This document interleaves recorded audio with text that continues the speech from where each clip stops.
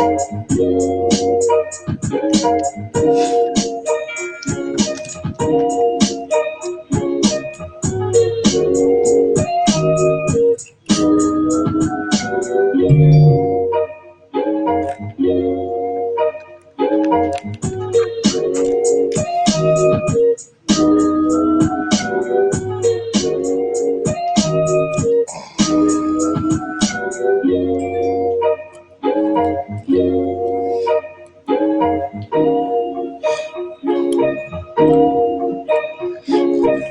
up, what up, what up, what up, what up, what up, what up, everybody? How y'all doing? Hope you guys are doing well.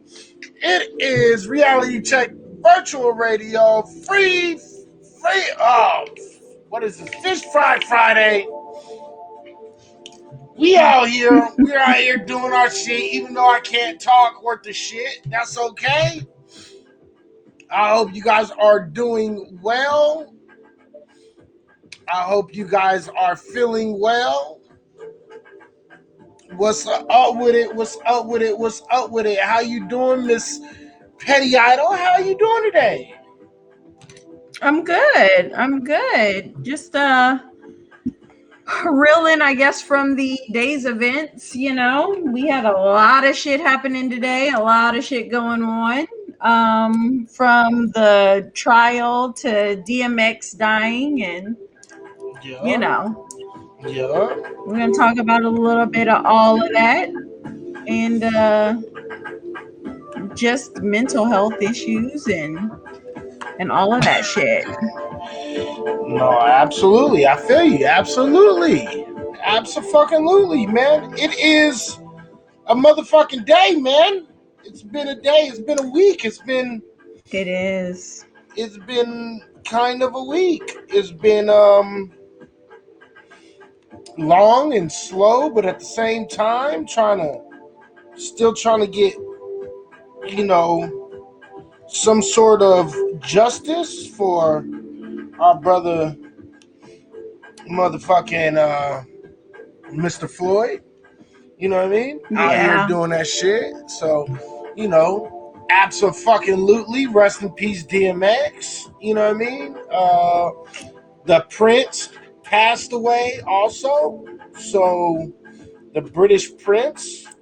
But, nobody really gives a fuck. But you gotta bring it up, right? You gotta bring it up. Yeah, I suppose you do. Let me, You gotta bring it up a little bit. Gotta bring it up a little bit. You know what I mean? And, just a crazy ass week. What's up to everybody in the fucking room? Everybody in here from fucking, Haps, from YouTube, from Twitch, from all of it. What's up with it? The Queen's cousin, right? Whatever. Nobody gives two shits. Somebody from way out there died, and boo-hoo. So I guess that's the energy I got for him right now. Listen, stranger shit has happened than a queen marrying her cousin. You heard me? You heard, man? All right. So let me do something real quick. Let me grab something, and then we'll do is we'll get into current events, and after current events, we'll get into the topics that we're gonna talk about tonight. Cool? Definitely. All right, here. Well, let me grab this real quick. If you want to talk about something that's happened in the week, go ahead. Oh, okay.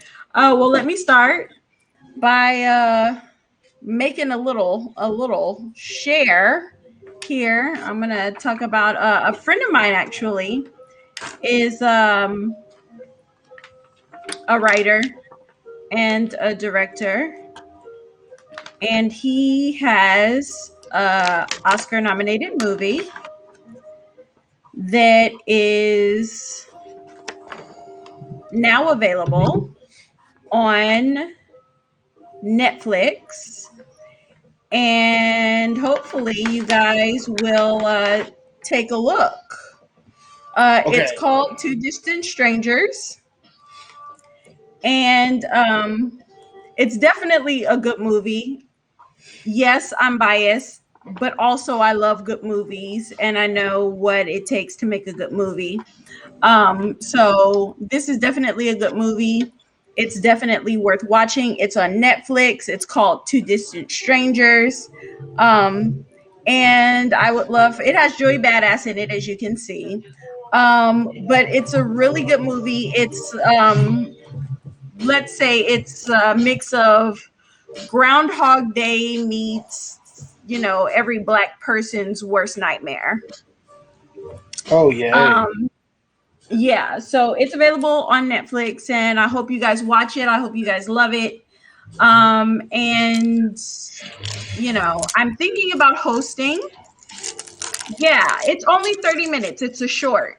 And it's nominated for an Oscar for its shorts. So it's only 30 to 35 minutes, something like that.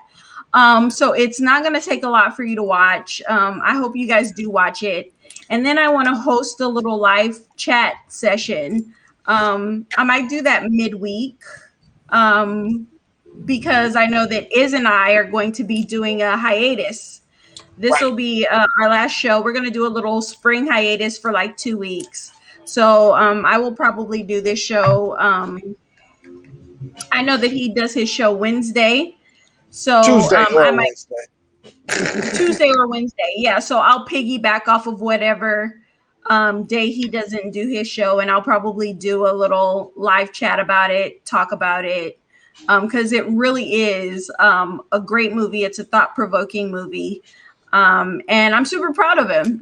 He's a Compton kid just like me, and he's doing big things. We got to support us. And if we want our stories to be made, we got to support the people who make our stories and tell our stories. And nobody can tell our stories like us, period. So, yeah, shout outs to Trayvon. Good dude. And like I said, they said, what good thing can come out of Compton, right? And I said, nigga, bet. A whole That's how it bunch of shit. goes. Right. That's real. That is real. Okay, well, let's get to it. All right. So, just in case you guys don't know, I am actually loading up my marijuana, because I don't know. I feel like fucking smoking. So, it is what it is. So, yeah. Nice. All right. So, real quick, let's get into some of this shit the fuck now. All right. So, boop, boop, wrong one. Put it on that one right there. There you go. There you go. There you go. My. So, Prince Philip, Queen Elizabeth's the second husband. Yeah. Dead at 99. Dead at 99 years No, old. you didn't say that right. What? What else? Okay. Her husband. Husband. Yes. Oh, because cousin. Okay, I get it. I got you. Yes, her husband. Okay, I'm right there with you now. I'm right there with you. Took me a minute to actually understand that, but now I understand it, and yeah, okay, husband. There you go. All right, there you go. All right, the husband. The husband. Oops. All right. Sorry about that. All right. Now, so he's dead. Him dead. Him dead. That was the end of that story. He's dead. Yeah. Him dead. Yeah. I wanted to make the story a little bit more big deal, but it's just not.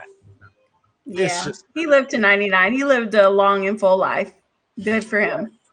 Now, what is a big deal is our brother DMX has passed away. Yeah. Our brother DMX has passed away. Yeah.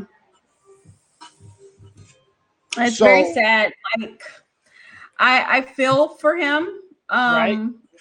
Just knowing that he had so many mental health issues. And I think the saddest part for me is knowing not only that he was addicted to drugs because of his mental health issues, which is such a common thing in the Black community, that he really relied on religion, and Christianity to try and get him well. And it's one of the reasons why I, shout so loudly about how detrimental Christianity is to the Black community. Because instead of like seeing a therapist and dealing with the real trauma, and the real mental health issues, he just tried getting clean. And getting clean was really a symptom. I mean, his drug use was really a symptom of the problem of his mental health issues. Right. And instead of seeking help for the mental health issues and then trying to get clean, and working that as a package, he just tried Jesus and tried a rehab. And unfortunately, it got the better of him. And well, I mean, I gotta say, do you think that that's what we pushed him to, or do you think that this is what he sought out? I mean, which one do you think it is ultimately? Say that again. Do you think he sought out religious help or supposed religious help, or do you think that people pushed him in that direction? I think a little bit of both. Because, Christianity is such a catch-all for a lot of Black Americans. You know what I mean? Mm-hmm. And I think that, maybe he sought it out at first. And when he saw that it wasn't working and he was falling back into drug use, you always have those people who you got to get back into church, brother. You got to keep doing this. And, and that shit doesn't fucking work. Right. Jesus has never raised anybody from the fucking dead. Mm-hmm. Like, let's just be honest. Mm-hmm. He's never healed anybody. He's never, none of that shit is real. Right. Right. So it's kind of hard to, I'm not going to lie, man. I personally think that, it's a little bit more of the first than the latter. I personally think that we, as Black folks, we tend to do this shit a lot, and I don't understand why we do it, but we do. The fact of the matter is, we kind of push Black folks when it comes to getting off of drugs. We always seem to push God onto them. In order to get away from that drug. And I don't know if that's a lot of people say that that's a good thing. I don't know it to be a good thing. I actually think it's probably more of a bad thing. Than anything else. I don't know. I mean, how do you feel about that? Because me personally, I'm not gonna lie. I'll sit here and I'll tell you, when you go from drugs to religion, you're just exchanging your opioids or the cocaine or the crack or the whatever drug you're doing. You're trading that for God. And so you're trading one obsession and one addiction for another thing. And it's simply addiction that it's that. Yeah, no, and I agree 100%. And I'm not disagreeing with you. I'm just saying that, in the Black community, there is this inherent kind of idea that God is going to come in on his white fucking horse and save you all. You know what I mean? Right. So I think that there's like this inherent idea about God and who he's supposed to be to Black people, which he's never been to Black people. So, yeah, I mean, you could be 100% right. I just think that, those two things are interchangeable. Because I do think that there's a point where people realize that this shit is not working for me. I've tried to walk the straight and narrow. I've done all of this stuff that Mhm. ritualistically I'm supposed to do, and it's not Mhm. helping. But you Mhm. always have those voices, that are saying, "Oh, you just got to stay dedicated, brother. The race is not given Right. to the swift or the strong, but to those who endureth till the end." And Right. Right. the and the straight and narrow, they call it the straight and narrow for a reason, and all of Mhm. that, and it's like this thing that kind of keeps pulling you back into this idea that, okay, yeah, I've fallen short of the glory of God. Let me repent and let me ask again. And Mhm. God will see that I'm trying, and He will step in with His miraculous Jesus Daddy sky magic and help me. Right. And none of that shit is true, and none of it is ever going to be true, So I just really feel bad because this is another Black man who has died at the very early age of 50. Right. And it really could have been very preventable if he would have just sought help for his mental health issues. Right. Because again, I've seen this so many times. Growing up in Compton, there were so many Black men that had mental health issues. And so they would turn to drugs to Right. quiet the voices, Uh-huh. you know. And I don't know, it's very sad. DMX was a very great lyricist and had so much to give, and clearly was a good thing in the lives of the people that he was a part of, and now they're without him. So Yeah, real shit. I mean, I'm not gonna argue with you because at the end of the day, it's a sad situation. I'm I'm really, really, really. It's a tragic thing. Absolutely, it's a really bad day, and I think that something that's really funny that I actually find to be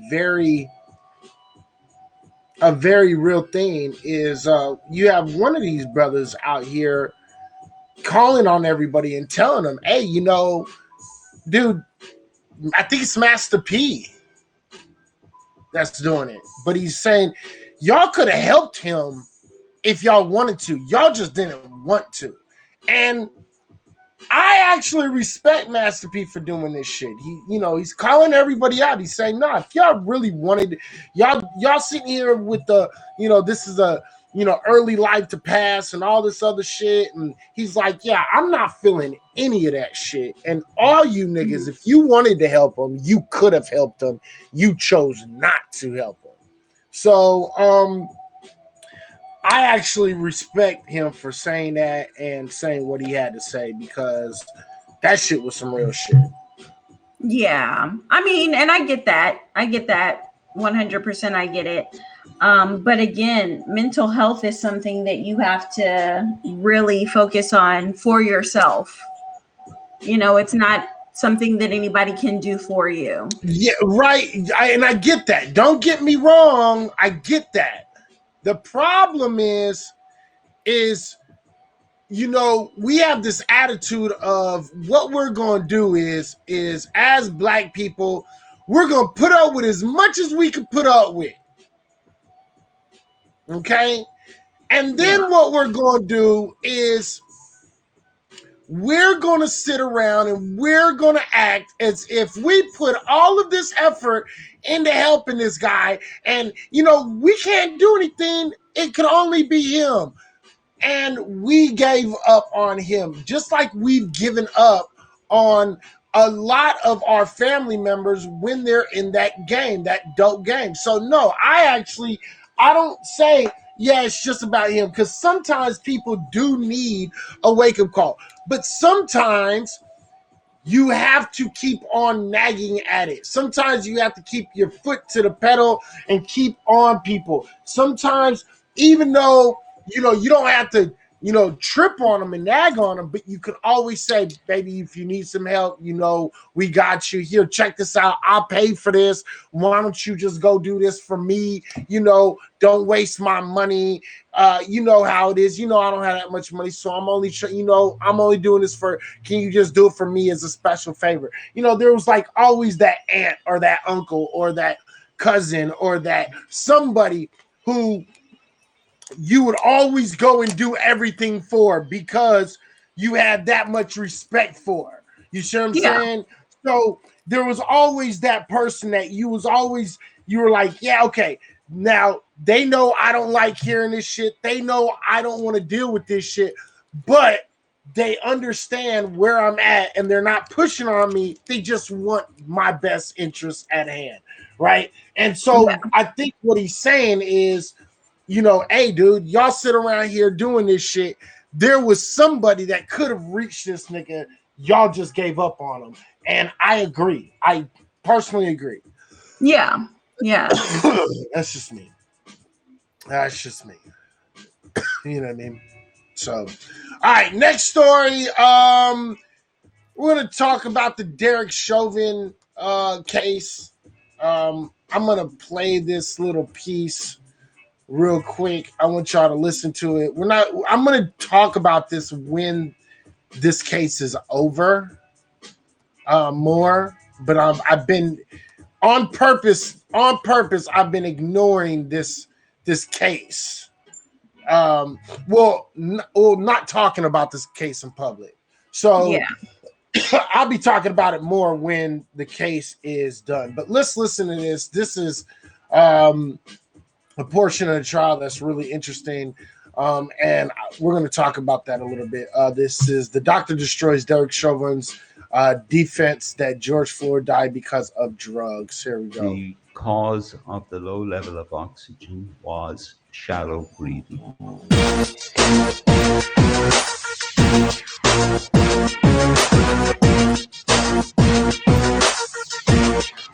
You're able to see here with the yellow arrow, you're able to see that the officer is holding Mr. Floyd's left hand. He's holding it very firmly. There's a very firm grasp on it. His whole left arm is also being pulled over. And so it's preventing him also from expanding the right side because he's totally dependent on getting air into the right side. So he's using his fingers and his knuckles against the street to try and crank up the right side of his chest.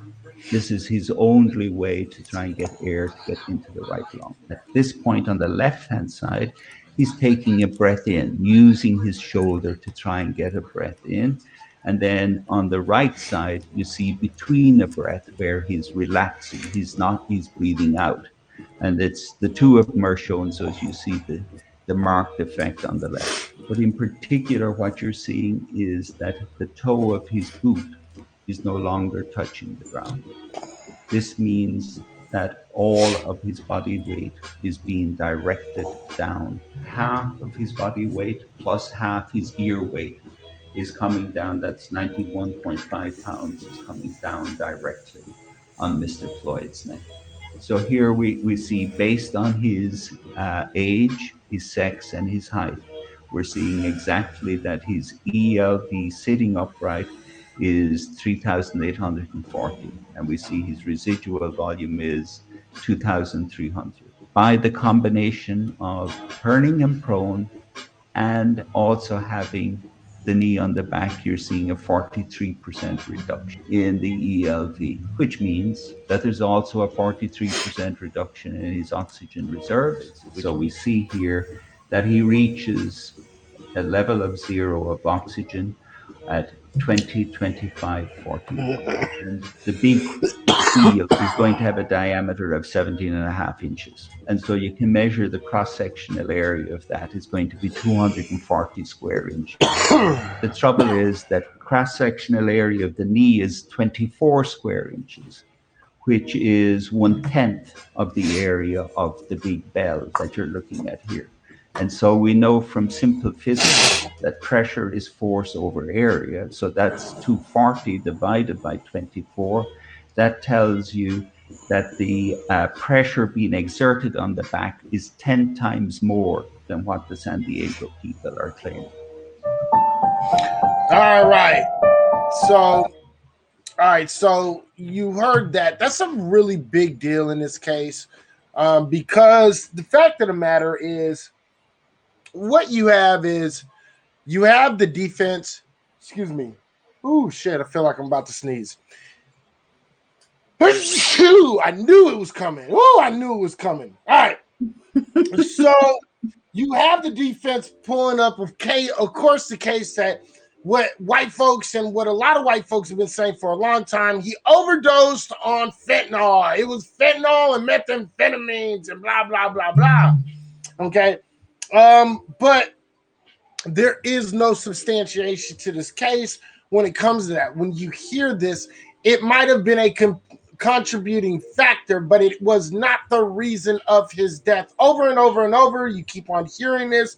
This is the defense that's been laid over and over and over. So white folks, from now on, I'm going to need y'all to shut up when it comes to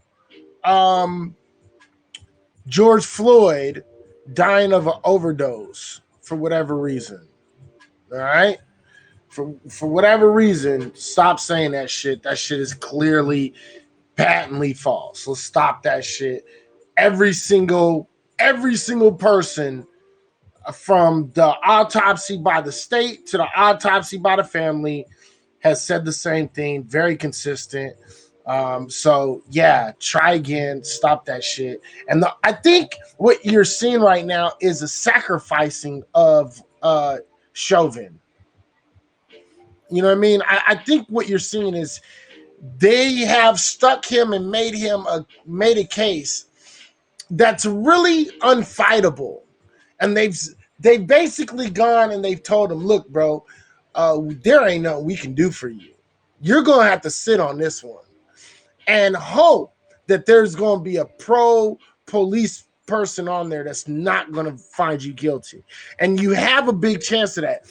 All you need is 1 out of 12. And I think he knew, because all the police officers, there is no longer a blue wall of silence all of a sudden. Magically, there is not a blue wall of silence. Silence is very, very interesting. What do you think about this case so far? I think that in all of the watching that I've done of this case, it has been increasingly hard to watch. Mm-hmm. And I didn't think that was possible, but it's definitely possible, because seeing that video, we all saw the 9 minutes and 29 seconds. Mm-hmm. And you see that it's horrible, and you relate it to, seeing your father, your brother, your cousins, your nephews, every Black man that you know in your life, that could have been them. So it's very relatable. But once you understand, like you heard the doctor give the science, and there's been 3 experts that have talked about this. So we understand in really great detail the agony that he was going through. Right. When this happened. And so now when I watch it, it's even more gut wrenching, now that I understand it on a scientific level, that he was literally being suffocated to death, and the kind of nonchalance that Chauvin had is, first of all, scary. Second of all, very reminiscent of, the early 1900s, when white people gladly lynched niggas in the street, you know? And I think that this idea that the federal government has against creating an anti-lynching bill, while they're so, eager to help other people, Asians and all kinds of shit, they don't want to pass this anti-lynching bill because they want to regulate lynching to hanging a nigga from a tree. And, they're like, well, that's already a crime. Yeah, but the problem is that that's what you guys have designated as lynching. You know, when we talk about lynching, we're talking about the very blatant public murders of Black bodies, Right. state sanctioned murder, Right. state excused murders of Right. Black bodies. So, you know, the fact that they won't pass an anti-lynching bill, especially in the middle of us sitting through a trial Mm-hmm. Of something that was caught on video, you know, like it's absurd to me. It No, really absolutely. is absurd. And I'm actually going to be going in deeper into this because this is actually kind of going into the topic that I'm going to talk about tonight. So, absolutely, I am not arguing with you at all. I think, fact of the matter is, I think that you are right on the fucking head, and I'm actually going to talk about how convenient is it that so many people get justice so quickly, but yet we're still out here screaming and hollering and yelling. So we're going to talk about that in a little while. And just in case you didn't know,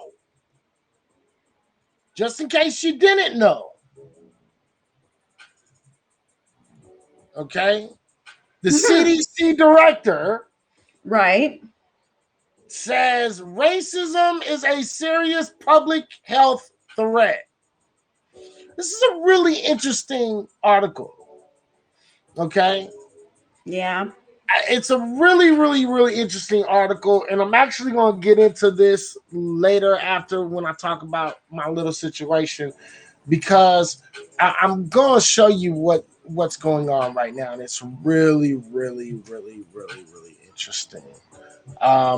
So I want y'all to kind of keep these things, keep some of these things in your head when I'm, giving you this information while I'm telling you. Keep it in your head, okay? Also, I just want to get through a couple of these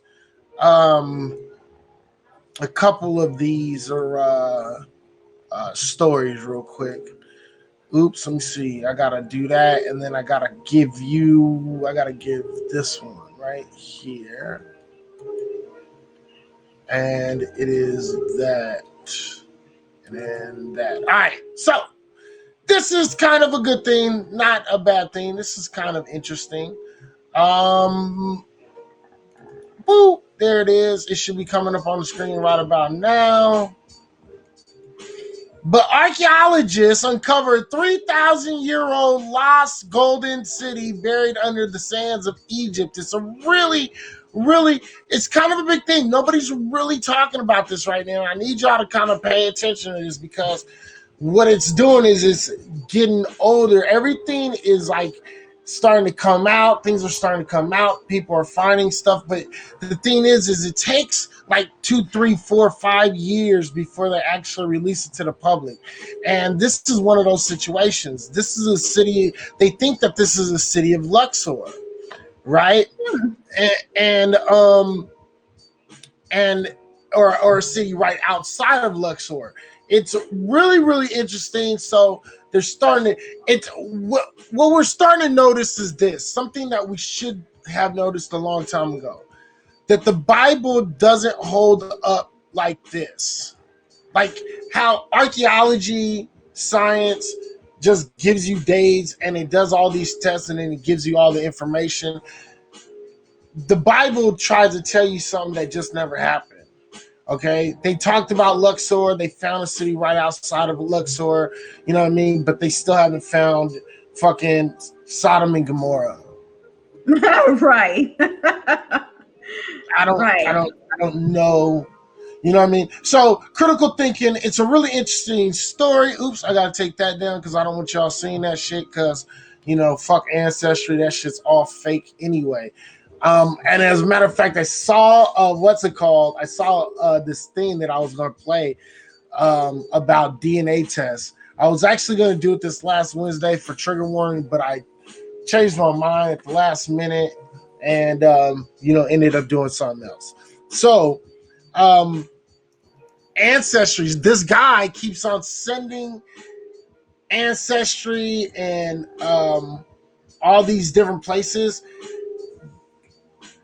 DNA and saliva of his animals that he has around him. He sent in the saliva of a goat. He sent in the saliva of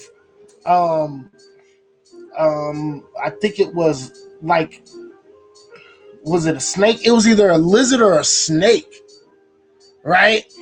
And it came back and it said that motherfucker was from Africa.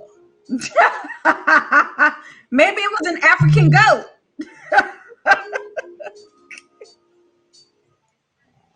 They said it came from, it was a person. It said it was a person, a man. I get what you're saying. I'm just making a joke. And I'm just kind of like, oh, wow, okay. Wow, okay. I guess.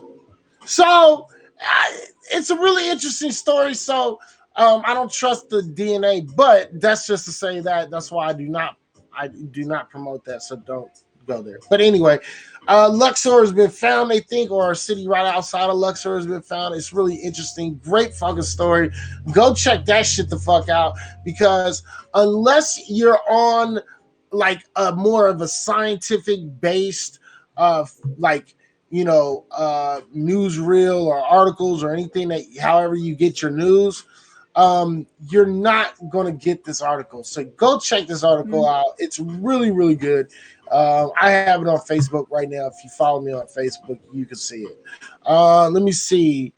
Oh yeah, a whole bunch of fucking big volcano fucking blew the fuck up. So Mother Earth is starting to act up a little bit. The Earth is not playing no more. Okay.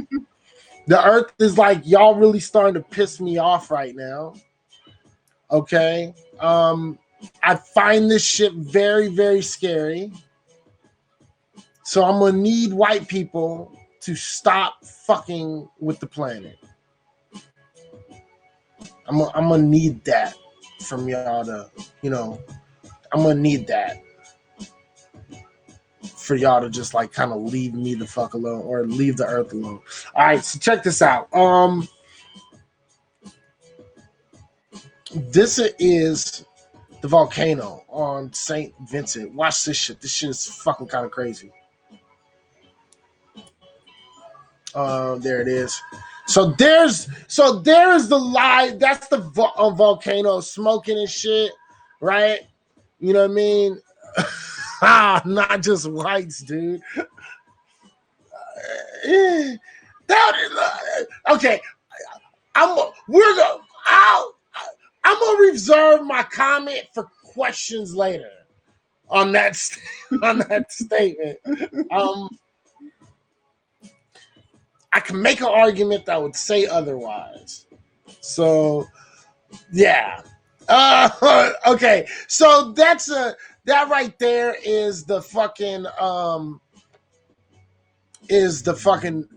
volcano. The largest volcano on the Caribbean island of St. Vincent on Friday erupted in a spectacular fashion, sending a big ass plume of smoke going up into the air. It actually did look kind of impressive, I'm not gonna lie. Okay, shot up over 52,000 feet into the atmosphere and forcing evacuations of thousands. Okay, so they ordered the evacuation on St. Vincent Thursday evening ahead of the expected volcanic eruption that occurred on Friday morning. So these motherfuckers is predicting volcano eruptions and shit. Okay, save some people. Got to sit back, watch this event happen. You know what I mean? That's pretty fucking gangster. But still, when somebody starts, it's kind of like when your body is talking to you, right? And that's the picture of that fucking volcano. That first one, that's a fucking crazy picture. Your body is telling you, you know, go work out, go eat more vegetables. You're fucking you're about to die. You're about to have a heart attack, right? And you listen to your body, right? Well, I'm listening to the earth, and the earth is telling me some of you motherfuckers got to go. Just saying. Okay? So my vote is on white people and vegans. those are my that's if we're doing votes on this shit, that's where my votes go. White people and vegans. Right. Okay. So yeah. Volcano went boom boom. How you like that shit? Listen, there's been a lot of it lately, and I'm assuming that there's going to be a lot more. Oh yeah, I think so. I think there's another volcano that's pretty active that they're not talking about. But it's like getting more and more active. There's like 3 volcanoes that are kind of active right now. So yeah, it's kind of crazy. I only got a couple more things. Let me see. Yeah, I only got a couple more things. So check this out. Let me do this real quick. Another story that we probably already knew, but this is actually a decent article. It's not a bad article. It's an article that comes out of New York Times. It's an article that comes out of New York Times. Beyond pandemic's upheaval, the racial wealth gap endures. All right. It's a decent article. It talks about the racial wealth gap and how it's actually being more pronounced during the pandemics. It's actually a pretty interesting article. Go check out that article if you are really interested. I think this is a really good article. New York Times, Beyond Pandemic's upheaval, a racial wealth gap endures. All right. It's true. We all live in this environment. We drive the cars and we have the emissions. We smoke. Not fire. Cars fart. Cows fart. Vegans Christ. Look, if you ask me, if aliens came down right now and aliens said you have to eliminate one group of people, what group of people would it be? You have 2 choices. And we're gonna take away the top 2 groups. My top 2 groups, and I'm gonna catch a lot of shit. My top 2 groups would be Christians and vegans. Christians and vegans. Christians and vegans. I would vote you. I would vote you motherfuckers off the planet so fast. So fast. Like really so fast it wouldn't even be funny. You know what I mean? That's hilarious. I mean, who would you vote for? Christians, I would vote them off the fucking island. And I would say every CEO of a company that was lending to the emissions that was causing the planetary issues.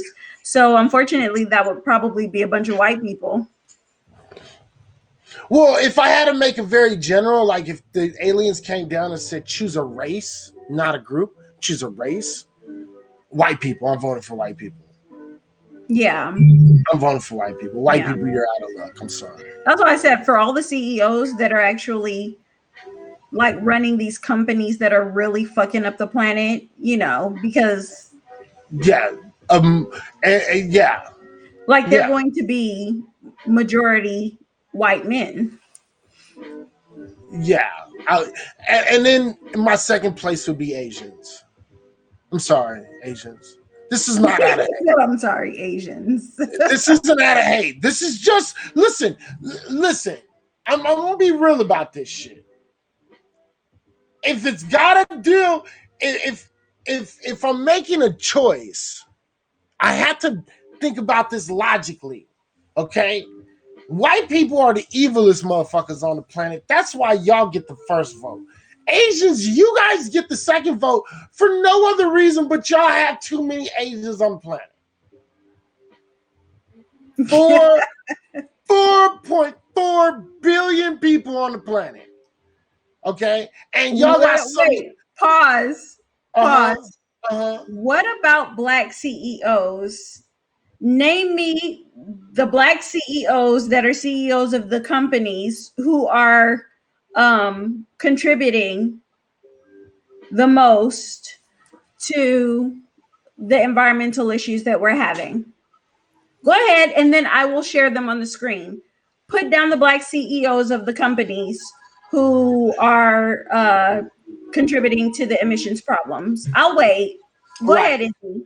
Now I have to say Asians is because your numbers and because you guys are some of the biggest like emissions of pollution in the world. I'm sorry, y'all got to take that L. Y'all going as smart as y'all are, as good as y'all are, and good at math and robotics and taking tests and all that good shit. Y'all are some emissions giving off motherfuckers. So at the end of the day, y'all would be my second vote, because if you take out either white people or Asian people, these are going to be some of your biggest like people that are affecting the planet the most. Those two groups, whether people want to admit it or not, they are in their own particular way. Like white people has a particular way that they're contributing to the detriment of the planet, and Asians do too. Mm-hmm. So I gotta do that one. So but it has nothing to do with y'all being Asian. Okay, this is not a race like, oh, I hate Asian people. Right. So of course JB says all corporations are contributing. Why did that sound like an all lives matter to me? When I said name me the Black CEOs, right? All corporations are contributing. Right? All lives matter. All corporations matter. Oh my God. Anyway, sorry. Go ahead and finish your story.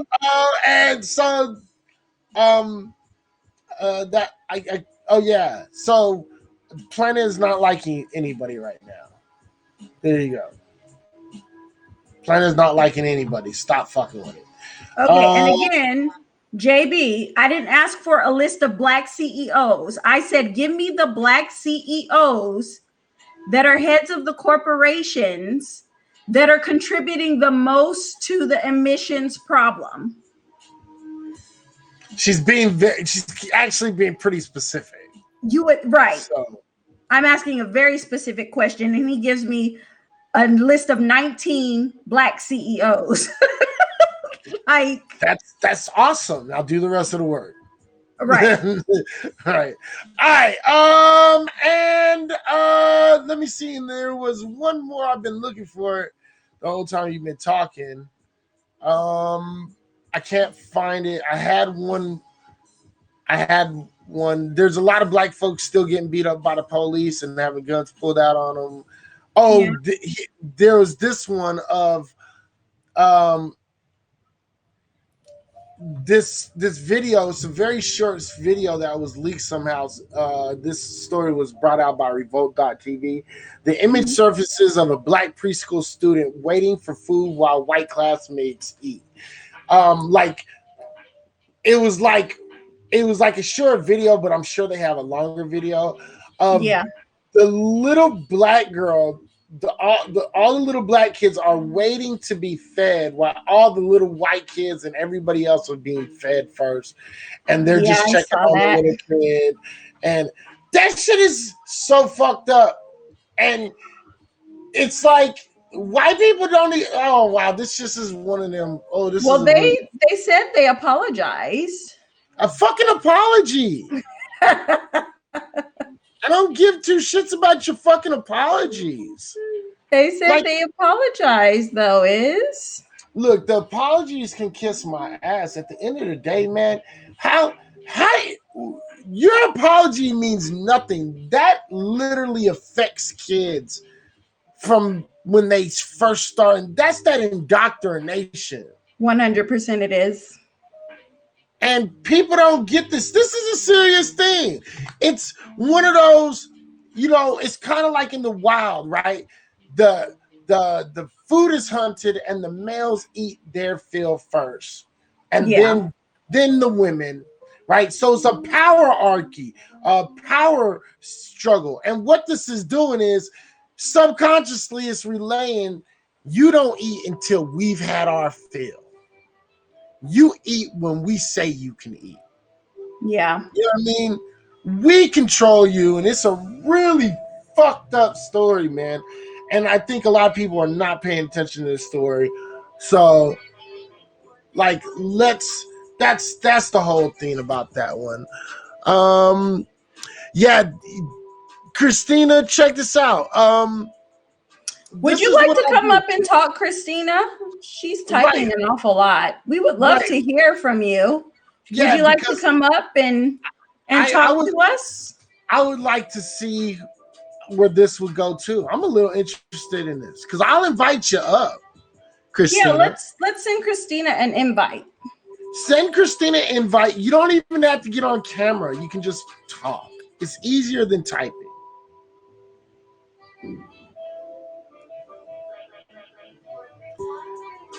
You never go up. I mean, you don't have to come on camera. You can we can hear you talking. Yeah, we'll keep you off camera.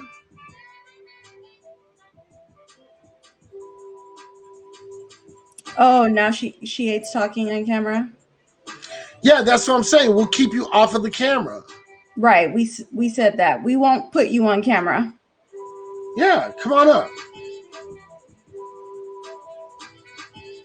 I'm chicken. I mean, she's chicken for the wrong reasons.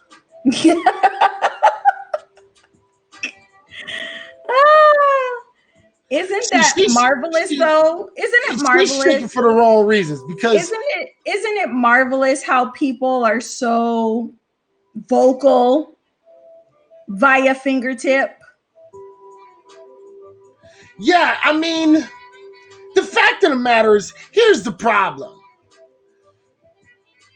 We're talking about a situation about some kids, and we're identifying problematic behavior by white people. And again, you're a white person. I get it. You're a little bit in defense mode, but you're still in here. And I want you to pay attention. And when we're talking about what we're talking about, this was what you decided to do. Your mind told you to let me write out this statement. And the statement that you wrote out, okay, while we're talking about this kid's, what this is in a kid situation, right? You decided to bring up this. Let's discuss why young black men are being killed by other black young men. And she puts a comma where there should be none. Let me just say that. I don't know where the fuck that comma came from and why it's pertinent to her sentence, but she decided to add a comma in the middle of a fucking sentence. Right. And then you said, at the end of the day, all violence is cowardly. No young man should die how they've been dying. Now, again, what you just did was you completely sidestepped the point of what we were talking about, which was the violence of white people, towards white adult people towards black children, right? And microaggressions that can be clearly felt by children. Kids aren't as dumb as we always act like they are. They pick up on things like that. Okay, now it's very clearly violence. And instead of saying, you know what, that is fucked up, what you decided to do was turn out of nowhere to young black men are being killed by other black young men. Can I say that I'm not surprised? Yeah, I'm not surprised either. I'm not surprised that Christina did this. I'm not either. I'm not. I'm thinking that Christina has this in her head, and this is what she's been fed as a good go-to when calling out white racism, microaggressions of racism, and bigotry and prejudice. You know And what I mean? violence towards Black children by white adults. Right. So yeah. So this is what she did. She deflected, sidestepped, and deflected to Black violence. Well, the fact of the matter is this, okay? White people need to worry about other white people when it comes to violence. And why are you so worried about Black men being killed by other Black men when it doesn't affect you? Why aren't you worried about young white men killing other young white men? Because I promise you, the numbers are right around the same. 89% of white people kill white people. White young men. I think it's 81%. Huh? I think that it's 81%. I don't think it's that low. Oh, okay. It's only a couple of points off, but you're saying 89%. I think the numbers are 81% of white people that are killed by white people. Right. Well, it doesn't matter. Their numbers are just as high as Black folks. Yeah. It's just you guys, your number is a little bit lower than ours. So the thing is why would you out of the clear blue sky bring up this about Black folks? And it shows you don't really give two shits about Black folks. You're just saying shit so you can act like, oh, but I give a fuck about everybody. That was why you put that last part, which was no young man should die. How they've been dying, implying like, but this isn't good for anyone. I'm pointing out that situation, but this isn't good for anybody. So this isn't me saying, what about Black on Black violence? It was a different take on Black violence. Yeah. You know what I mean?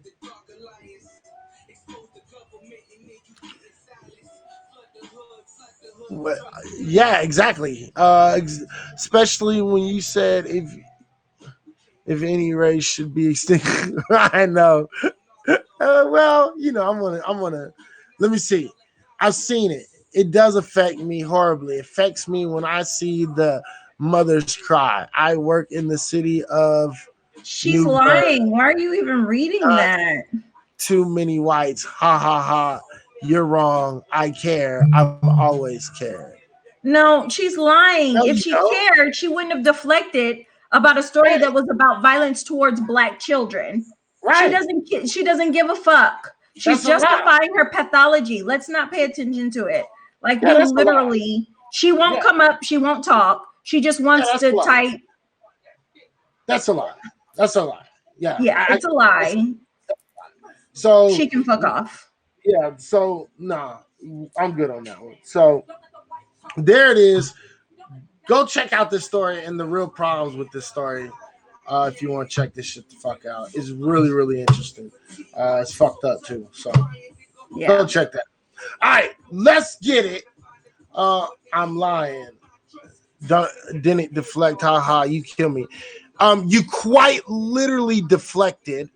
Quite literally, you quite literally did defect. If you look up the definition of deflect, and then you look at what you did, that's quite literally what you did. You deflected from the fucked up shit that these white folks was doing. You walked right by it and deflected to what Black folks do to other Black folks. You quite literally did the definition of deflection. But not only that, but she further fed her own pathology by talking about the fact that she's an EMS and she doesn't like to see the mothers cry because it affects her. And she works in a city where there's not too many white people.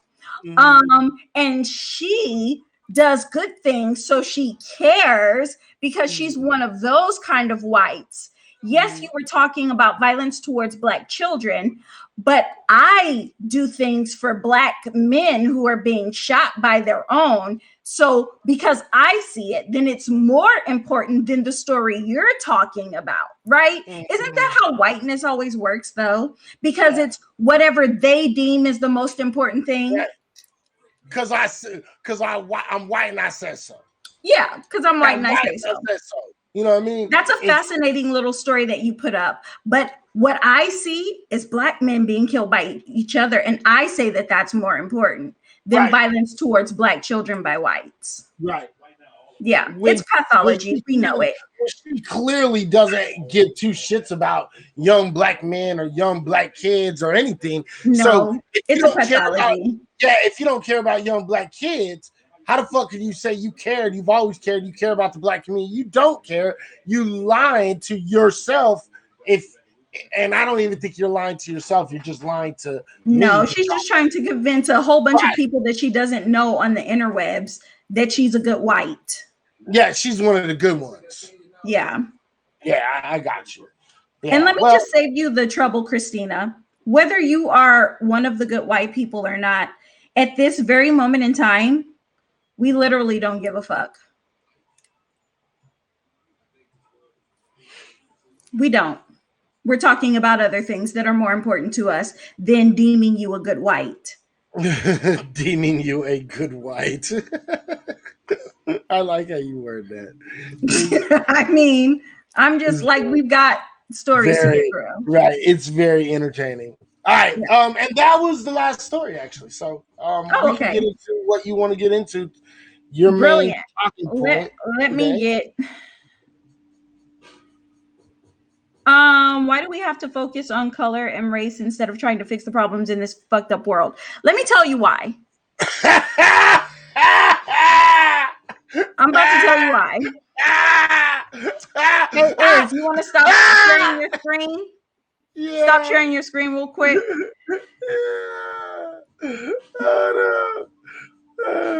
Okay, there we go.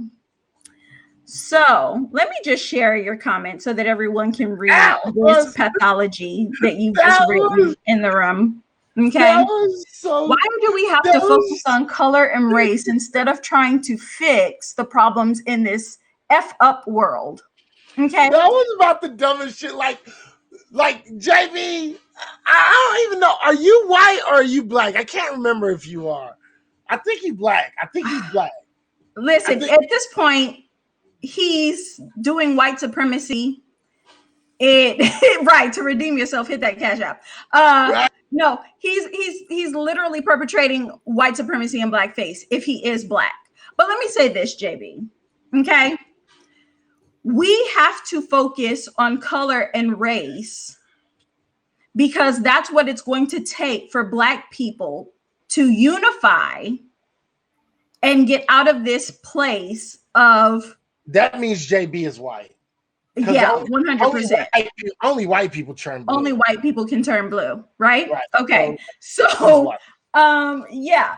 So that's what it takes. We focus on race, we focus on color, because that's who we know we can unite with to build our own community and create an economy and a community where we can live and where we can thrive. Okay. Now, why are we focusing on that instead of trying to fix the problems in this effed up world? Because Black people didn't create the problems in this effed up world. Mm-hmm. We're dealing with the problems that was created by white people in this effed up world. Right. We're dealing with the problems. And now we're so tired of dealing with that shit that we've decided to let white people have their problems and deal with their own shit. And we will focus on us and our shit. See, at the end of the day, one of the biggest problems in the world was a construct that white people created, and now they just want to ignore it as if it never happened. No, well, you created it. You created it. You wanted it. You used it. You used it to your advantage and your benefit. And now it's that time is kind of it's up. that time is up, right? So now white people are kind of like, well, can't we just forget about it? Is it really that serious? I mean, it was so long ago. We've heard this, right?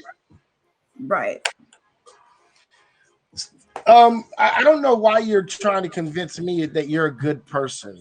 Listen, she said, whatever you say, I'm a good human. Typical, of course.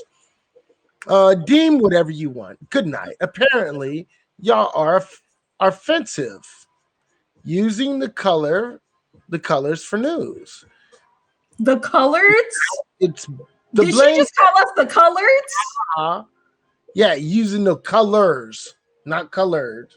Colors. Wait, what's the colors? Who says that? Does that colors using our races, using the race thing? Oh, for as news. Yeah, for news. I'll go to my usual not seeing color. See, and that's so she's again, colorblind. Yeah, so now she's saying I'm colorblind. I love it. So I wonder, does she? It's that smack in the face, that spitting in the face, and thinking that nobody gets what you're saying, right?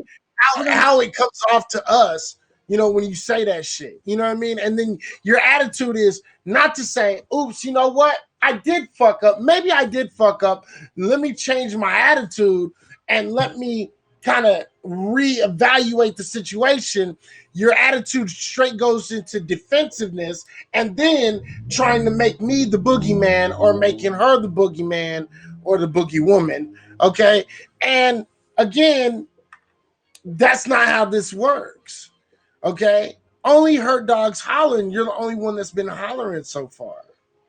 Yeah. And the whole, I don't see color. I mean, so her life apparently is being riding the bus because she can't see colors. She doesn't know what a red stop sign looks like.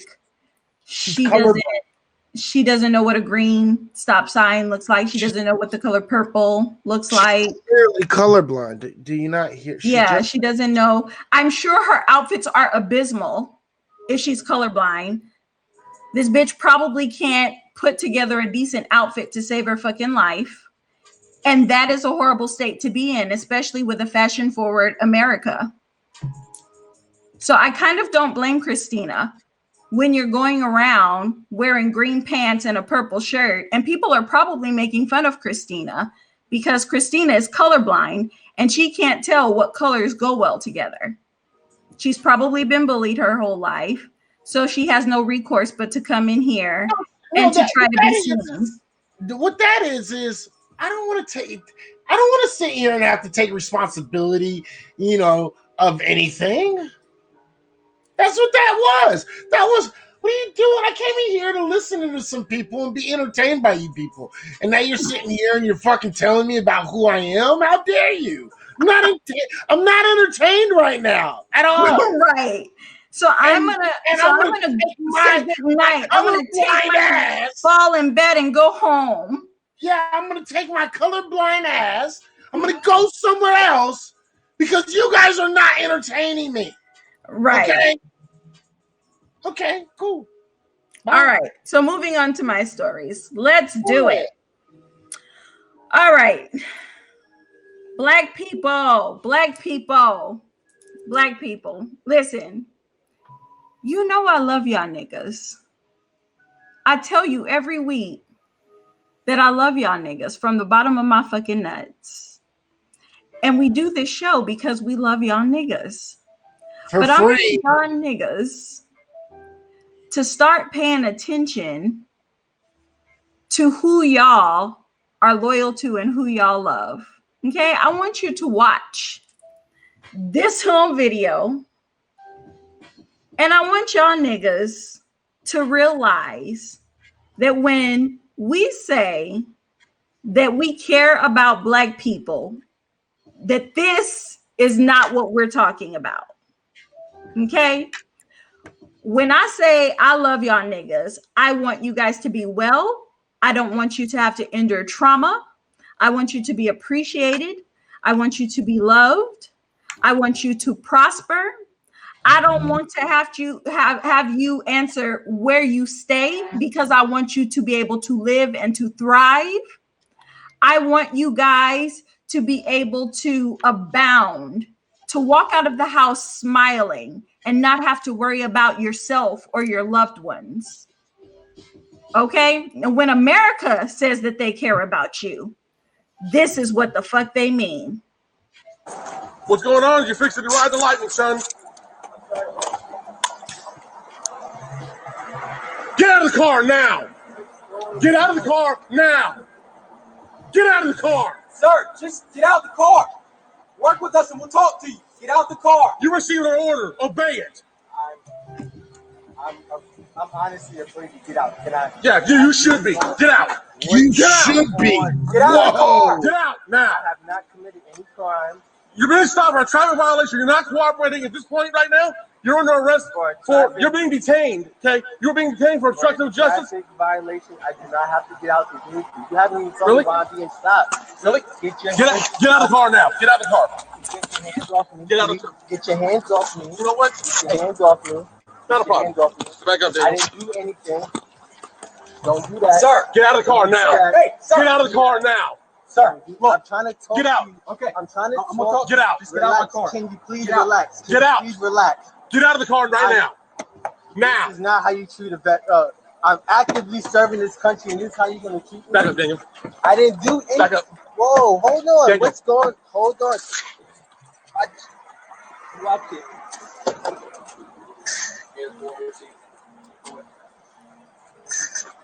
Get out of the car. Get out of the car now. That's fucked up. Get out of the car now. Sir, just get out of the car. I'm trying to breathe. Get out of the car now. Fucked up. That's really fucked up. Yeah. Oh, get out of the car and get on the ground now. You're gonna get it again. I don't even want to reach my seat. Okay. Take your seatbelt off and get out of the car. Can you please? Get out of the car now. Listen. Take off your seatbelt and get out of the car.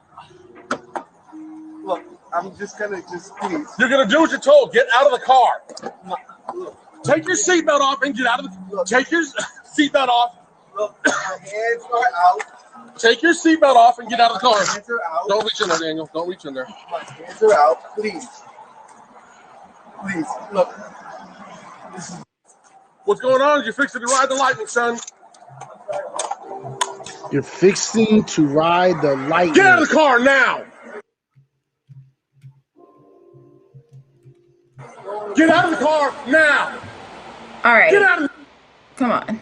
All right. So they go on from there to put this young man on the ground and arrest him in his uniform. Okay? Before. What was the charge? Obstruction? Yeah, they said obstruction of justice because he wouldn't get out of the car. Now, I don't know what justice they were trying to pursue by taking him out of his car, pulling him over without telling him what he was even being pulled over for or detained for. But we know that laws don't really apply to niggas in America. Pretty much. So this man has given his life to serve this country, as well as many Black people have. My grandfather included. My grandfather and his father included. Those two often telling me stories of how servicemen would come home to the South and be walking home because they couldn't get a ride home where they lived. So they would be walking down these dirt roads in Louisiana, going home from serving their country, and end up getting lynched from trees in their service uniforms. And cut to 2021, clearly this respect veterans. I don't want Kaepernick kneeling because I serve this country and he's disrespecting the flag that, you know, people that I know died for and people that I served with died for. But the truth of the matter is that much like feminism in this country, patriotism is reserved for white skin. No one gives a fuck about a black man in a service uniform.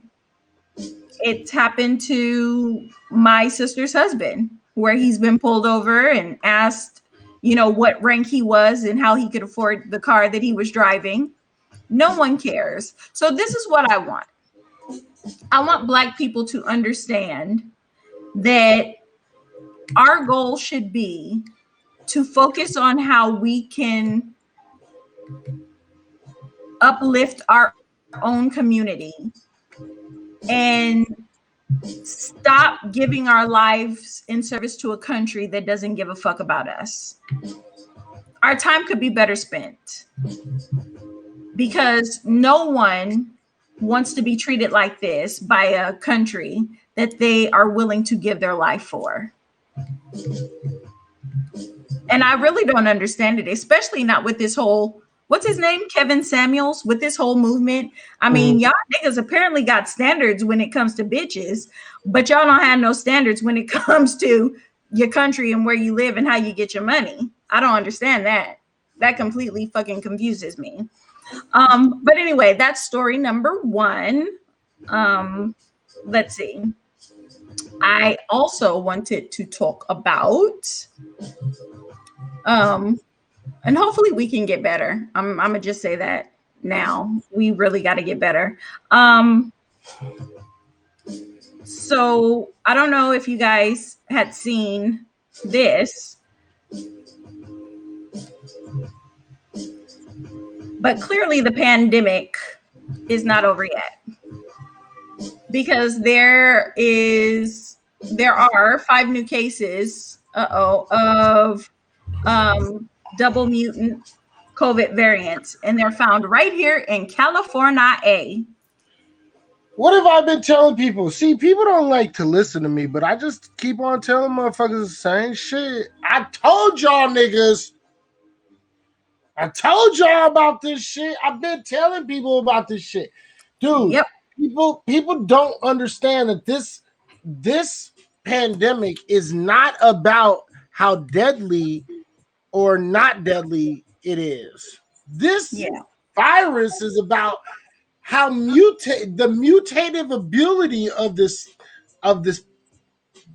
pandemic, this virus, right, is its ability to mutate is fucking phenomenal, dude. It's already mutated at least between 18 to 24 times. It's already mutated. Y'all don't get this shit. In a matter of a year, this thing is mutated between 18 and 24 times. And this is what's so crazy about this situation that nobody's paying attention to. But whatever. I just keep on sitting here and I'm gonna keep on saying, I told you so. Right. Hey, Century. Listen, this is a variant of the coronavirus that has 2 mutations. And they were recently detected in the San Francisco Bay Area. Okay. 5 more cases of the double mutant strain have been detected since. This particular variant originated in India and is responsible for a recent 55% surge in the state of Maharashtra following months of falling cases. So now there are all these surges that are happening again. While California is opening up, they're not looking at the rest of the world, seeing that there are all these mutant variants that are cropping up and causing new surges. Well, I would have to kind of disagree on that, because I think they are paying attention. The thing is that the push to get the fuck out of your house is becoming so loud now, because people are just really fed up. They want out of their houses, right? Which I get, but y'all motherfuckers are still putting everybody's life in danger. So the thing is that's what this is about. Motherfuckers, they are sick of sitting in their house not doing nothing. They're sick of everything being closed. People are sick of waiting for, some check if you can get it. And then other people are tired of just losing money. I got homeboys that literally own clubs that have not been able to make a single paycheck for a whole year. Yeah. No, I hear you. And we have a government, again, that doesn't give enough of a fuck to do at least monthly payments, like so many other countries gave people monthly payments to be an incentive to stay in the house. Mm-hmm. But America, so supposedly the richest nation, right? And we can't even give people monthly payments to stay in the house. So you have people who are going out, and now you have an increased rate of crime. I mean, we see it everywhere. We see it even with, all of these attacks that's been happening all over. All of these robberies, these Asian people being robbed, stores being robbed. Even where I live, people have been breaking into cars. I've lived here for a couple of years now, and literally just starting, carjackings, starting this past holiday season, we started getting break-ins into cars. And that's because the government is putting us in a position, and they understand that lack of resources leads to a rise of crime. They know this. They know it, and they know that we're going to see a resurgence of crime. They also know that all of these moratoriums that they're putting on having to pay rent or being evicted due to lack of paying rent, they already know that stuff is going to cause a crash in the housing market, and they're doing nothing to remedy it. Right. And it's during these times, like Izzy's other story said, that we're going to see the increase in the wealth gap disparity. Yeah. So I'm telling you guys, look for it. There's going to be a housing market crash. Please have cash on hand so that you can pick up property. Pick up property at a very reduced rate. Have gold, have silver. Right. Have all that stuff, but I'm saying have some active cash to where you could literally, there will be people who have homes who are looking to get rid of them, or homes that have been foreclosed on. Have cash handy, pick up a couple of properties, turn them into rental properties. And, I'm just giving you a heads up. Invest right now into crypto. Crypto is really hot. Make some money off of crypto so that you can be able to put that into the housing market. Okay? Yep. Thank you. Build the hood. There you go. Go into the hoods, buy up houses.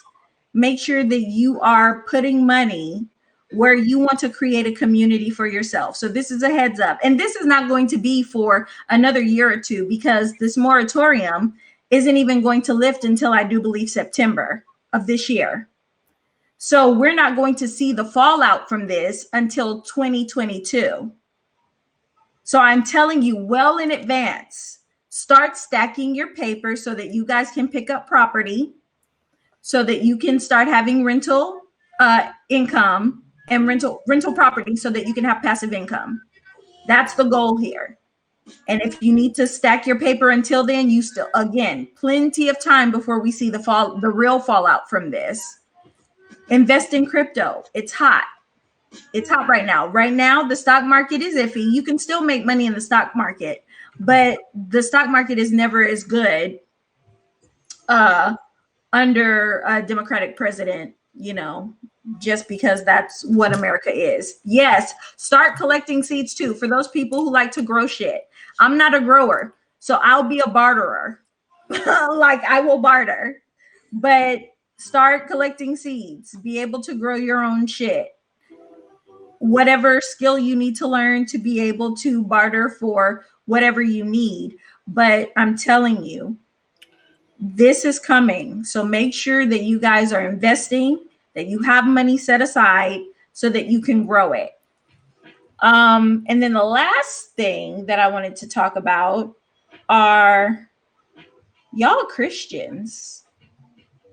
Y'all be cracking me up, y'all Christians. Y'all really do. What'd they do this time? Listen, isn't it always something though? Isn't it always It's something? always got to be something. It's always something.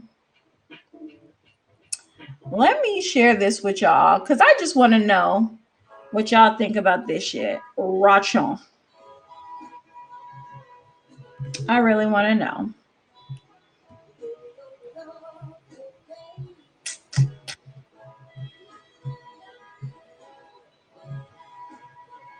All right, here we go. Now, this is LaShawn Pace.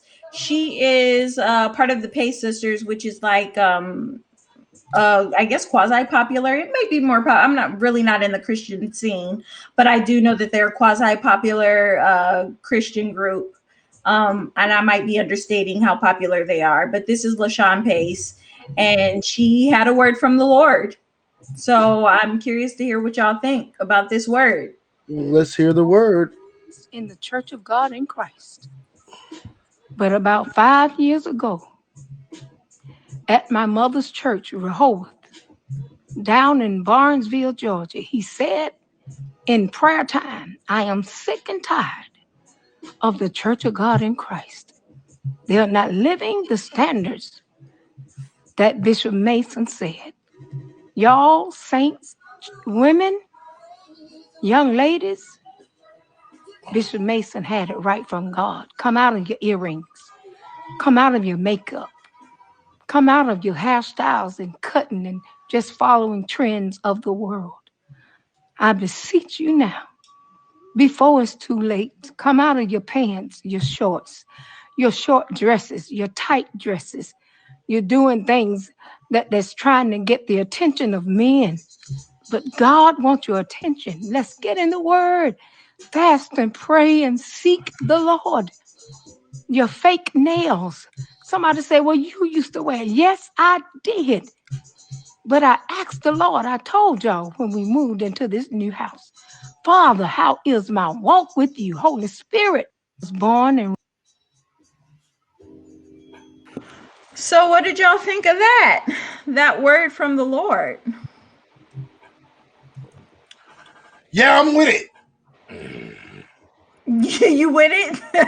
Yeah, I'm with it. You I'm want with the it. ladies to stop wearing all of the makeup and the Yeah, because I think all women are catfish. So yeah, how about get to what you really look like? Let's get to that. yeah, you don't want no more of the earrings, no more of the nails. I mean, after I've seen you one time, Yeah. then after I've seen you one time naturally, yeah, Mhm. then you can put on all the makeup you want. Uh-huh. Okay. But I have to accept you naturally before you can put on makeup. Okay, so we're going to ignore Izzy because clearly he's hit his head. And Why? we're going to talk about Why? Why? I this think word she's from right. the Lord. Get up out of them tight dresses, women. You Hey. showing off all the goods. You know what I mean? Clearly, Why would a he man bumped pay his for head. some milk when he can get some milk for free? Okay, clearly he's bumped his head. I don't know what he's smoking on, but clearly it's not that normal. It's not that normal weed. He on some other shit. But yeah, I think it is funny that she's putting the weight of getting men's attention on women, right? Mm-hmm. Come out of the earrings, the makeup, the short dresses, because all of that is to get men's attention. Duh. Like, what kind of misogynistic bullshit is that? It's not misogynistic. It's true. Don't act like you don't get birdied up to get the person that you want. Yeah, but most of the time, when women get dressed up, it's to feel good about themselves. I guess. No, you don't get to guess. You're a man. I'm telling you. That's why I said I guess, if that's what you say. Anyway, my point is this. She says That's what you you need got to to get rid of tell all of this. yourself. No. She says you've got to get rid of all of this bullshit because God wants your attention. God wants it. Stop trying to get men's attention. Let Wait, God well, have- if he's God, why is he begging for their attention? You God. Get their attention, nigga. The fuck? Yeah, that was my thing. I'm like, maybe you should talk to God about not giving babies AIDS and allowing children to be sex trafficked. Maybe he wouldn't be so thirsty for broad's attention to where he's disappointed with our choices and what we're doing with our bodies. Like, they're children who need to be protected. Why does God give a fuck if I'm wearing a tight dress? You're Why making does God God give look a like fuck? an incel. Yeah, I just don't get it. Why does God give a fuck if I'm not paying attention to him? He clearly has shit on his plate. Children need to be protected. Children are being trafficked. Children are being murdered.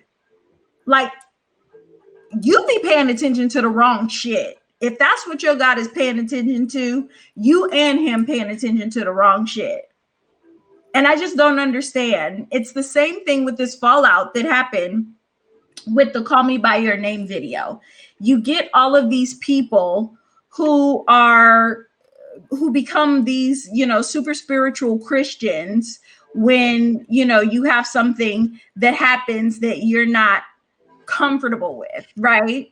So we were talking about the idea that people are saying the problem that I have with the Lil Nas X video is the demonic imagery.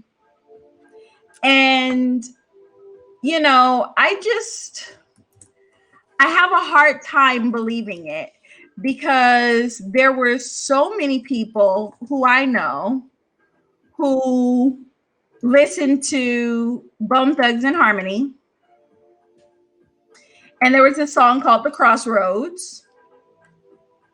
And The Crossroads had so much imagery that was quote unquote demonic, right?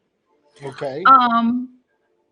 Not only Bone Thugs and Harmony, but listen, you didn't have niggas talking about, oh, I don't fuck with Bone Thugs and Harmony. They was out here talking about, see you at the crossroads.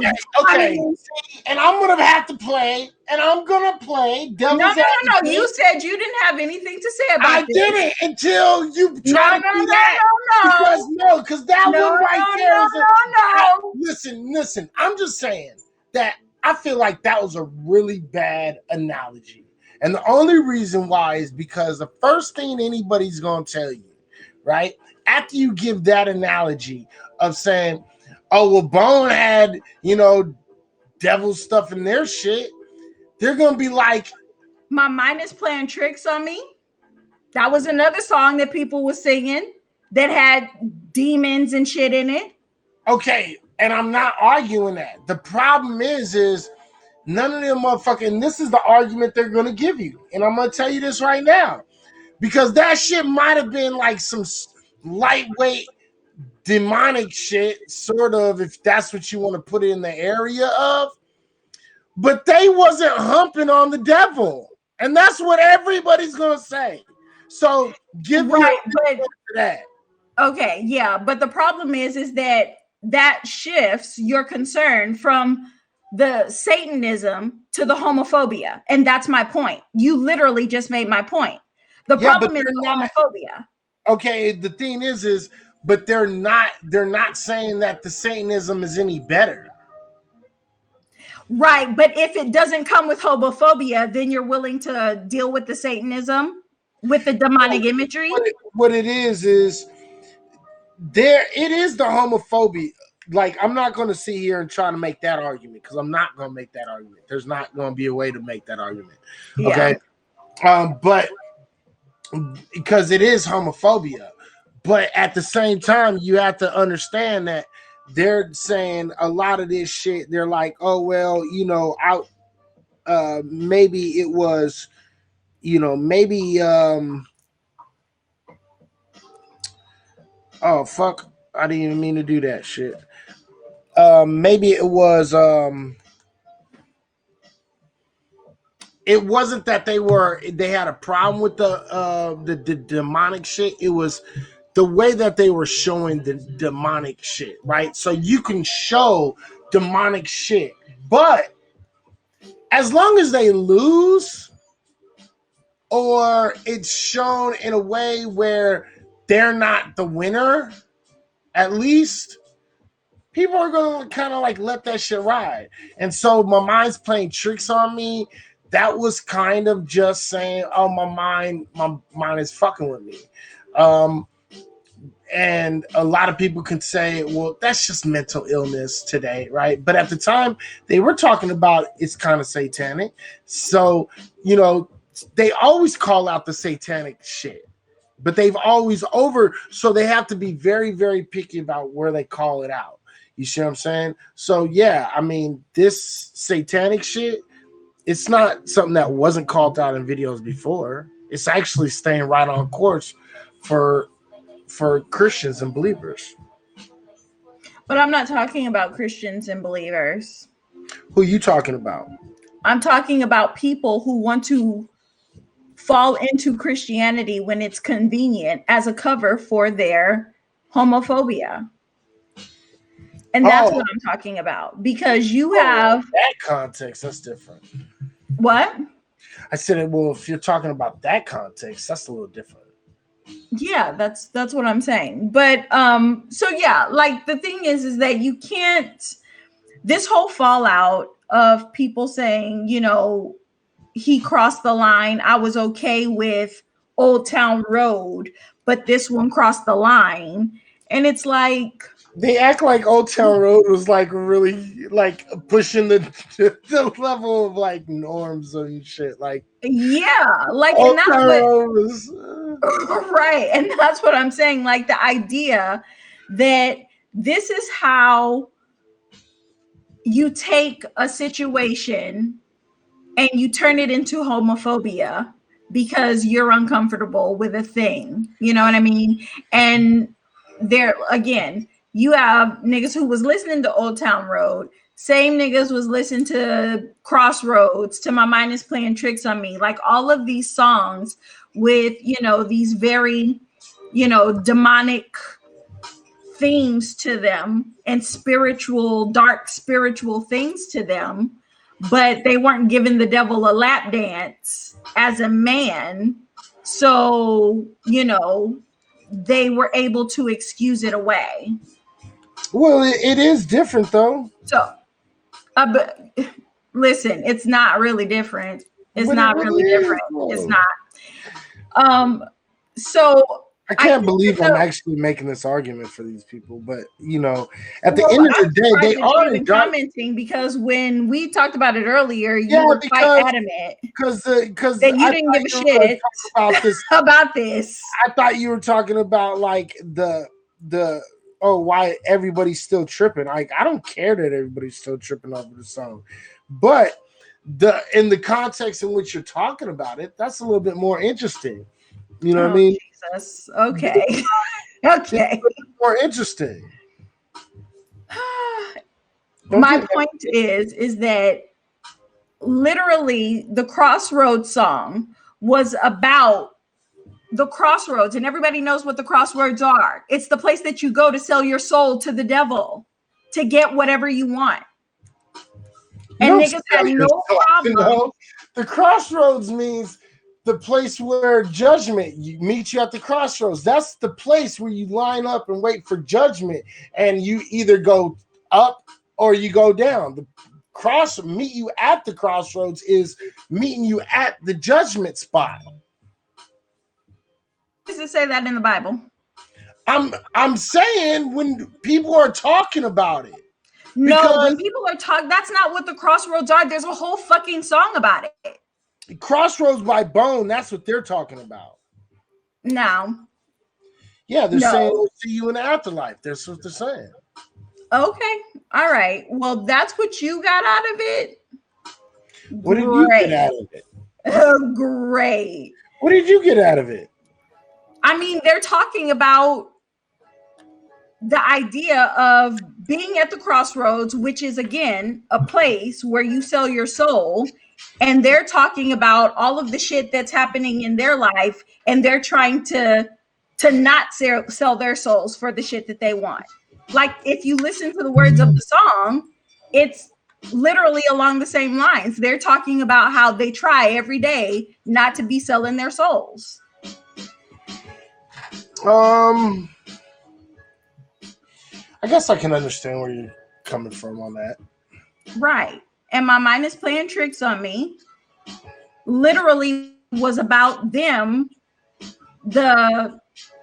being in a place where your mind, like, you're seeing shit, and most of the imagery in it was demonic. Now, the lyrics, yes, does point to mental health, but the imagery in the video was very much about seeing demons and pentagrams and shit like that. That was all the imagery that was in My Mind is Playing Tricks on Me. They were out at a fucking, I think one of the scenes was even at a cemetery at night. So, I mean, we've had songs that promote demonic imagery, and, you know, no one ever has a problem with it on a grand scale when it comes to, like, everyday niggas, right? Now, of course, the Christians are going to pitch their fit like they always do about every little thing. But when you're talking about everyday niggas trying to mask their homophobia under the guise of Christianity, is kind of where I draw the line. It really is where I draw the line. Why is it? Never mind.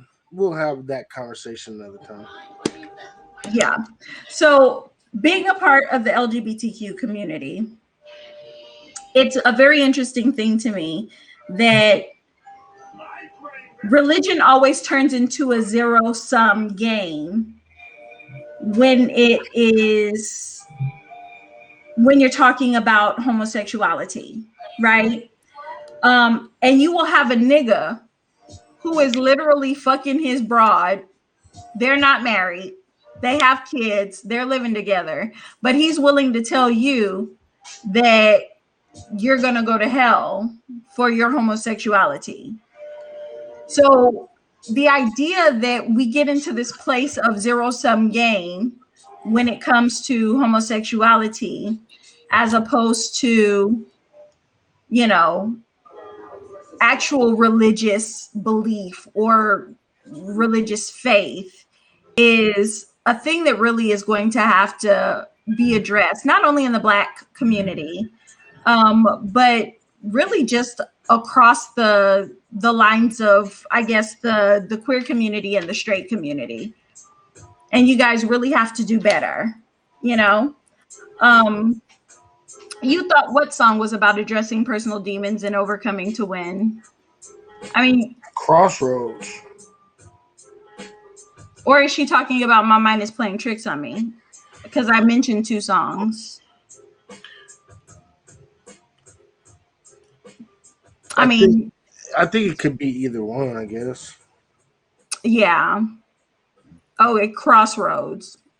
That's what I thought. Okay. Is that what you got out of the song? I mean, but that really does lend to my point about how people are so easily ready to rationalize songs that they want to listen to, despite, you know, what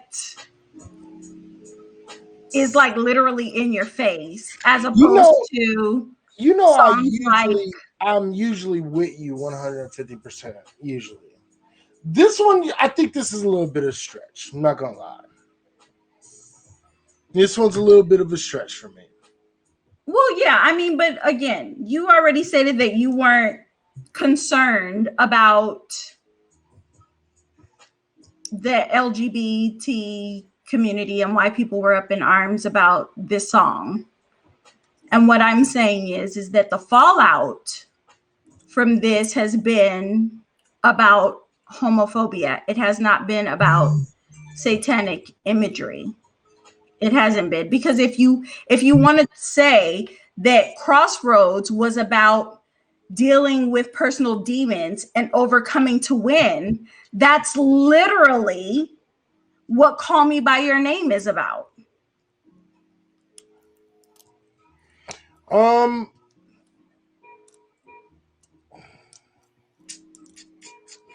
not trying to argue. I don't really want to argue with it because I get your point. I just think it's a little bit of a stretch. That's all. I think I get it. And I get you have actually a really legitimate point that you're making. Right? The problem is a few of the things are a little not to say that they couldn't happen. Not to say that it's not likely even. I'm just saying I don't know if that's an argument that people can ride with. Like, that argument is a little bit like when you say it's about people's homophobia, like I get it, but at the same time, I guess it's because I have, like I said, this is a whole different subject. It's because like I don't see that as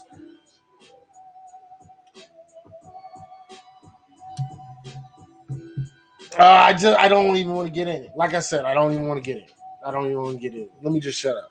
Because okay, so are you just gonna keep interrupting the flow of my conversation? Because if you're gonna do that, then I'll just stop talking now because we're already. I want to say some, but then I have to think about it and I have to walk it back. So I'm just gonna let you keep on going. Okay. Well, listen, we've got 20 more minutes, so I'm gonna just leave the rest to you. Then go ahead. No, go ahead. Finish. My shit isn't long. I'm done. No, you don't get mad. I'm done. Go ahead. Come on, man. Keep on going. Oh, you guys, I irritated. I irritated Petty. Petty's not too happy with me right now. So I wasn't expecting to go on right now, but I guess I'll go anyway. You know what I mean? I never knew you to censor yourself, Izzy. No, because here's the thing, because it brings up the reason why I don't want to say nothing about it is because when you bring it up, it always gets turned into other things. And it turns into other situations. And so the fact of the matter is it kind of turns into just a personal opinions on shit. You know what I mean? It's like that's what it kind of turns into. So I thought about it and I was like, maybe I should, maybe I shouldn't. It's like I want to, because I don't think we should have some pushback on ideas that we have. And, you know, you're presenting some. So, I have a little bit of pushback. You know what I mean? But I think it's needed. So that's how I look at that. Now,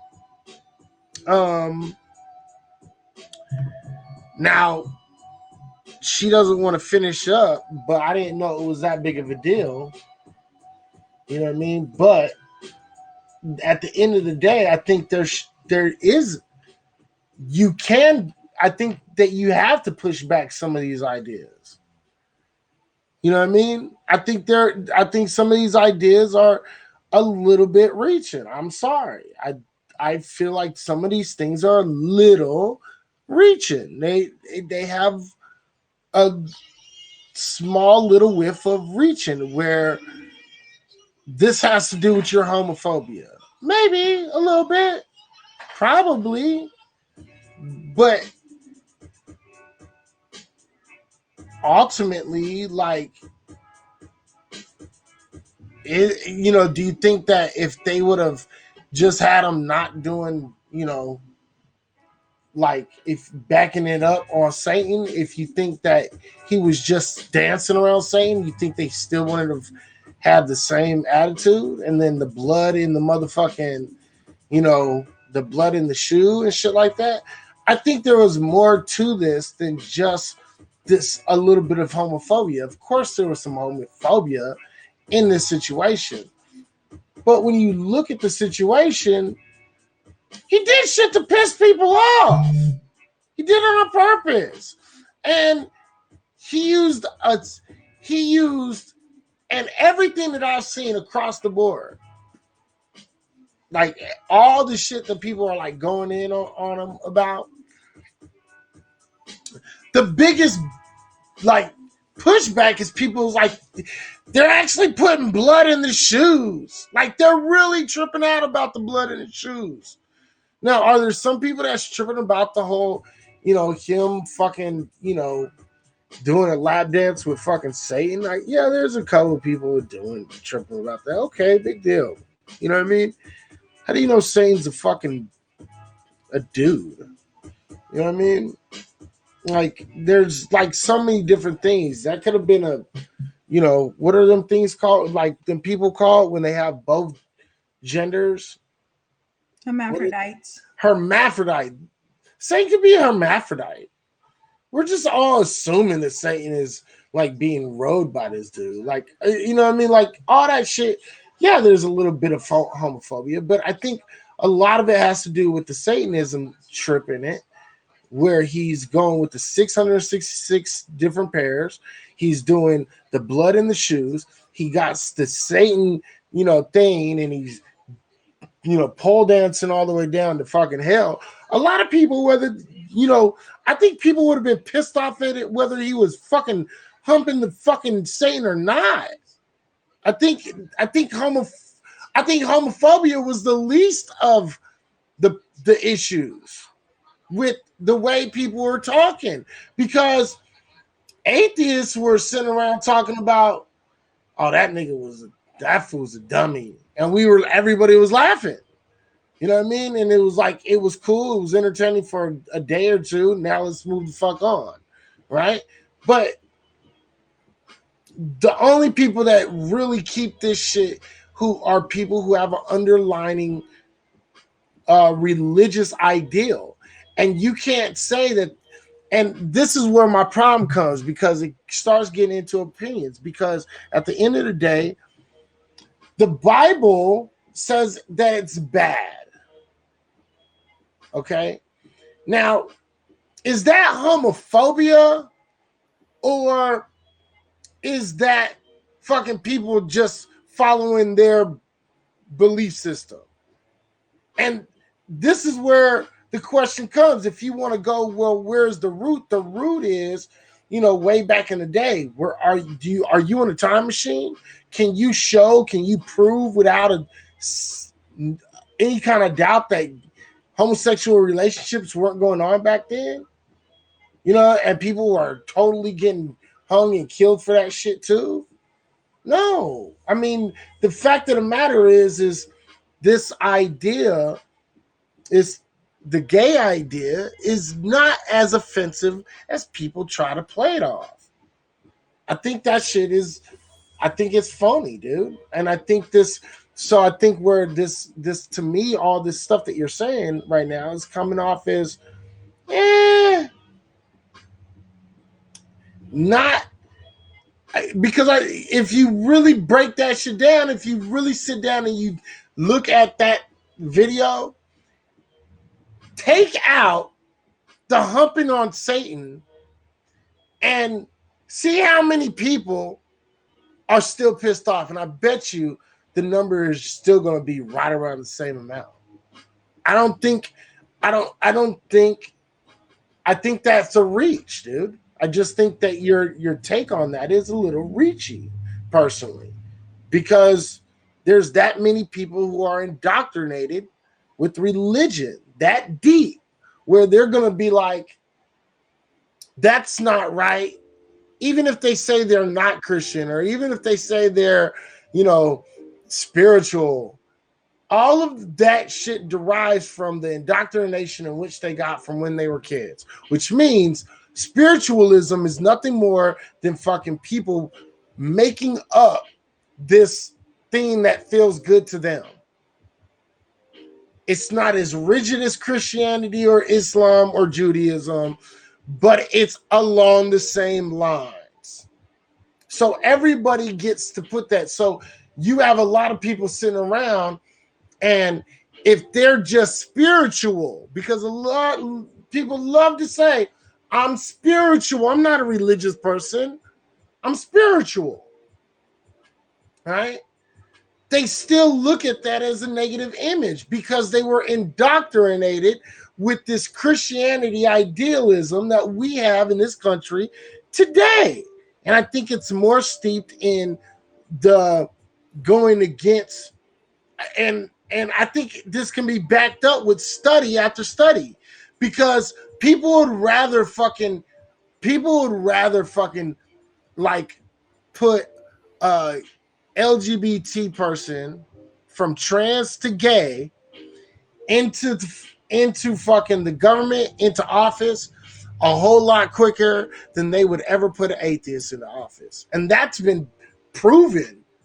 That's been shown, that people think they did a thing and they ranked up atheism and not believing in a God, which thereby means that you don't believe in a devil, which therefore means you can mess with this image and fuck with it. And, like, let's say you're a gay atheist, you're a black gay atheist male, okay? If you're an atheist male, you're not, and even gay, I think you're doing this for the shock value of what it is, but it's not about homophobia. He's tagging at a bigger demographic, and that demographic is religion, not homophobia. And that's just why I think it's a reach, because you're making it touch this homophobia ideal, which can't show itself out to be true throughout history, or it's more of a religion thing. And I think that could be shown throughout history, that whenever they bring up anything that has to do remotely with the devil, people start tripping out, especially white men, women, and black folks do too. So I just think that this idea that it's just about homophobia, I think it's a little bit of a stretch. That's why I keep on saying it. I think that's a little bit of a stretch. I don't, what I mean? I thought you would be able to like get me to you, but to me, that's a little bit of a stretch, man, because I've seen this across the board. Movies throughout all time, during the 70s, 80s, 90s, 2000s, 10s, and now. You know what I mean? You've seen this over and over. So that's just my personal opinion, because I don't hear people tripping about him fucking Satan or humping Satan. I keep on hearing about the blood in the shit, and it's Satan and this shit like that. And I get what you're bringing up, where people are trying to hide the two, or they're trying to hide within one in order to back up another one. But if they believe in a God, no matter what God it is, and they believe that their God doesn't think that homosexuality or LGBTQ community, if they think that's not right and it's not right with their God, is that homophobic, or is that them just keeping a balance of their belief systems? And that's what that shit turns into. And this is more of a belief thing rather than a LGBT thing. I don't see how it is an LGBT thing. Okay, fine. That's fine. Again, I disagree. There have been niggas from the 60s, the 70s that were packed into theaters watching Blackula. You had people watching the Brooklyn vampire movie with Eddie Murphy. You have niggas going to see all kinds of like Blair Witch Project, piling in to see that shit. Mm-hmm. You know, like you can say that if you want to, but I know too many niggas who have gone to see movies with demonic imagery and shit like that. So again, from like I said, if you want to make it historical, I mean, how many niggas packed into a movie theater to go see Blackula? And literally a lot. Right. And that's what I'm saying. So like the idea that you're trying to sell that people are just so goddamn religious that they're offended by this video, but they'll go and watch, you know, movies with demonic themes and shit like that. I mean, well, the sure, thing is it depends on what you call. You don't think about it. I mean, if you don't, it depends on what you call demonic. Because I could sit here and I could say vampires and Dracula and Blackula and werewolves, that's not demonic to me. I could sit here and say that. To you, but you're talking about, you're trying to sell me on people being religious and believing in God. If that is about your belief system, then you're not going to tell me that you believe that a red man that's painted with horns on his head is demonic, but vampires aren't and werewolves aren't. No, because again, you can, because what you can always do, and again, I know because I've got people from both sides who are believers. Some say that shit is demonic, and then some people say, no, that's not demonic. It's just old tales that we have. Again, I'm not making excuses. I'm just saying I got friends on both sides of the spectrum where they'll both say two completely different things. They'll say, yeah, that's not demonic. That's this. Yeah, and that's out of convenience because they want to see that shit. And that's my point. That people make excuses for shit that they want to see, that they want to listen to. Okay. Absolutely not. No, real shit. We're gonna run late arguing about this. I didn't think we can I go would have brought this up earlier if I thought we were going to engage in conversation, but we can go 8 more minutes. Nah, like real shit though. Like, where is werewolves and vampires anywhere in the Bible?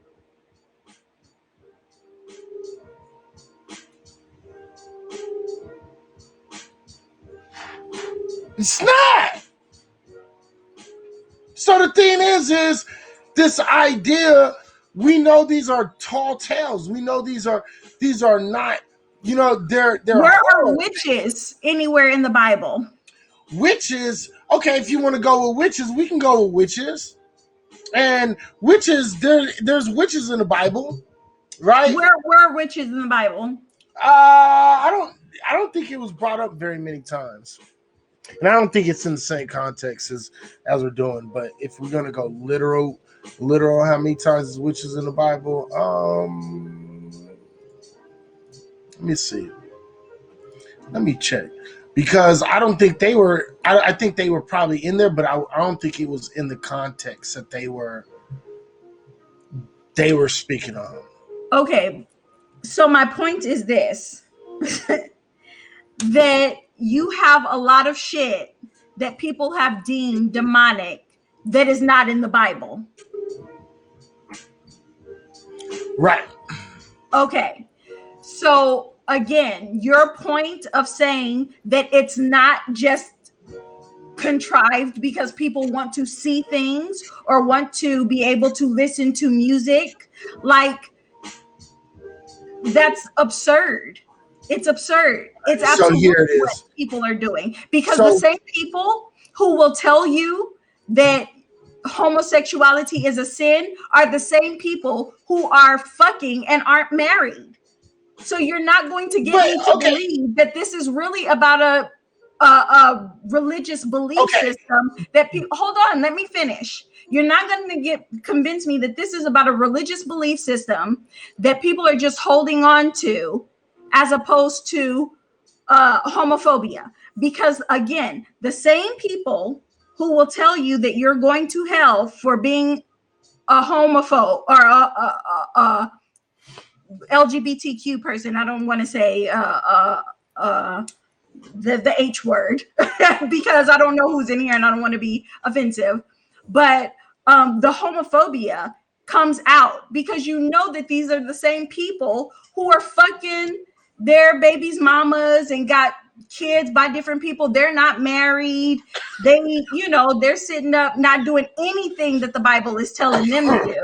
Right.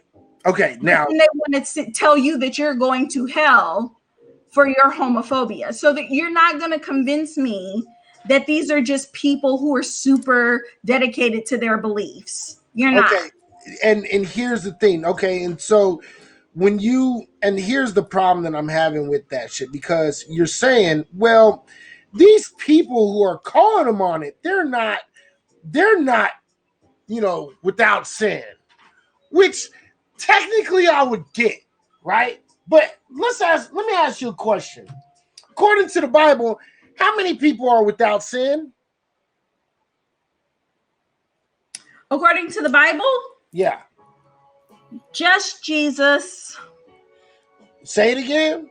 Just Jesus. Right. So everybody else is not up to that level. So the fact of the matter is you're supposed to be thriving to get to that level. Okay?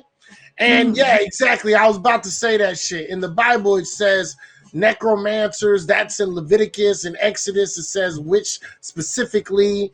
It talks about witchcraft in Galatians. So there's a few places where it says witch. But we add certain things. We add vampires. We add mummies. We add werewolves. Right, but can I tell you what witchcraft was in the Bible and necromancy? Yeah, if you want to. Necromancy is literally making love to dead people. Right. That is what we know as pathology. We understand that people who are psychopaths will have sex with the dead bodies that they've killed, or even dig up dead bodies. We understand that is not witchcraft. So you saying that the Bible refers to necromancy and witchcraft, that they're talking about mental illness.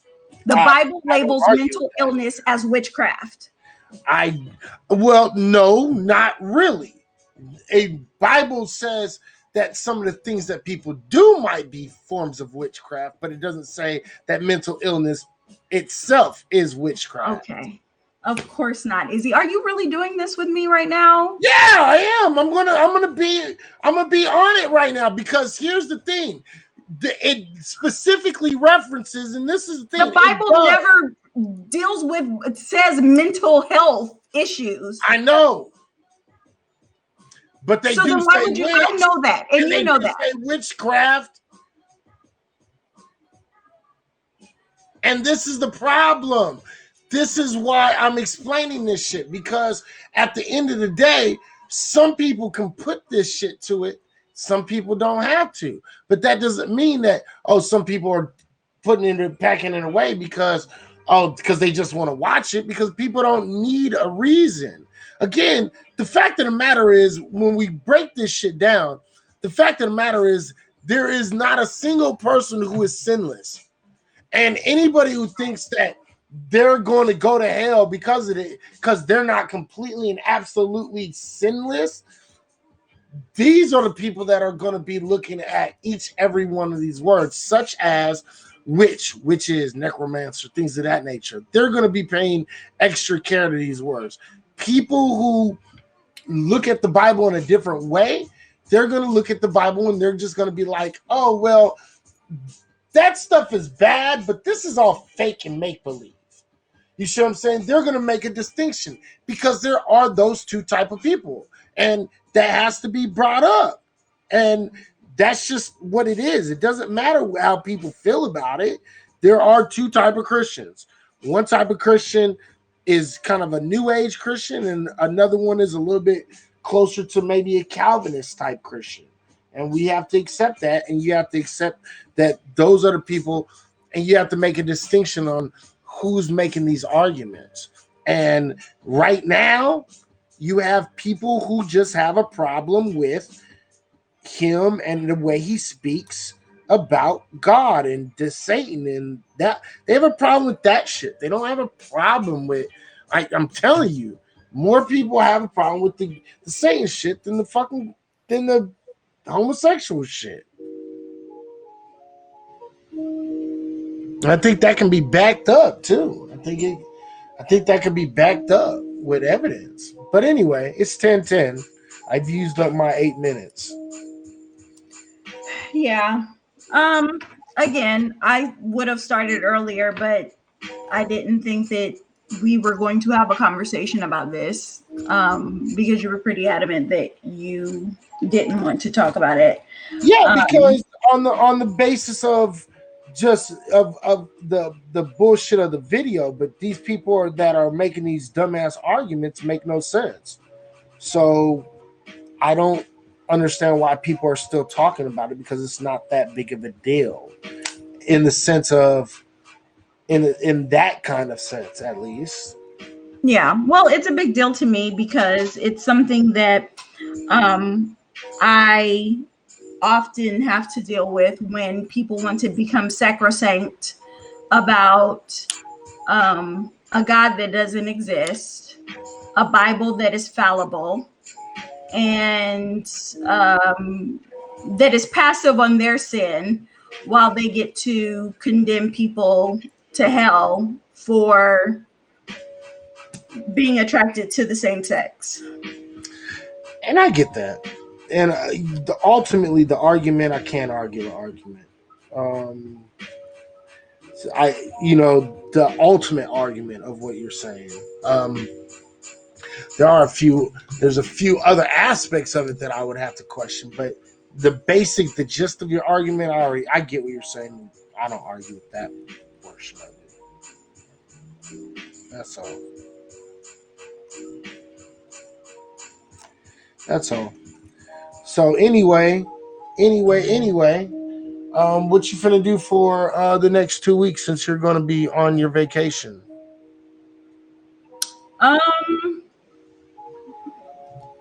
I'm gonna finish watching the trial. What you think, honestly? What you think it is?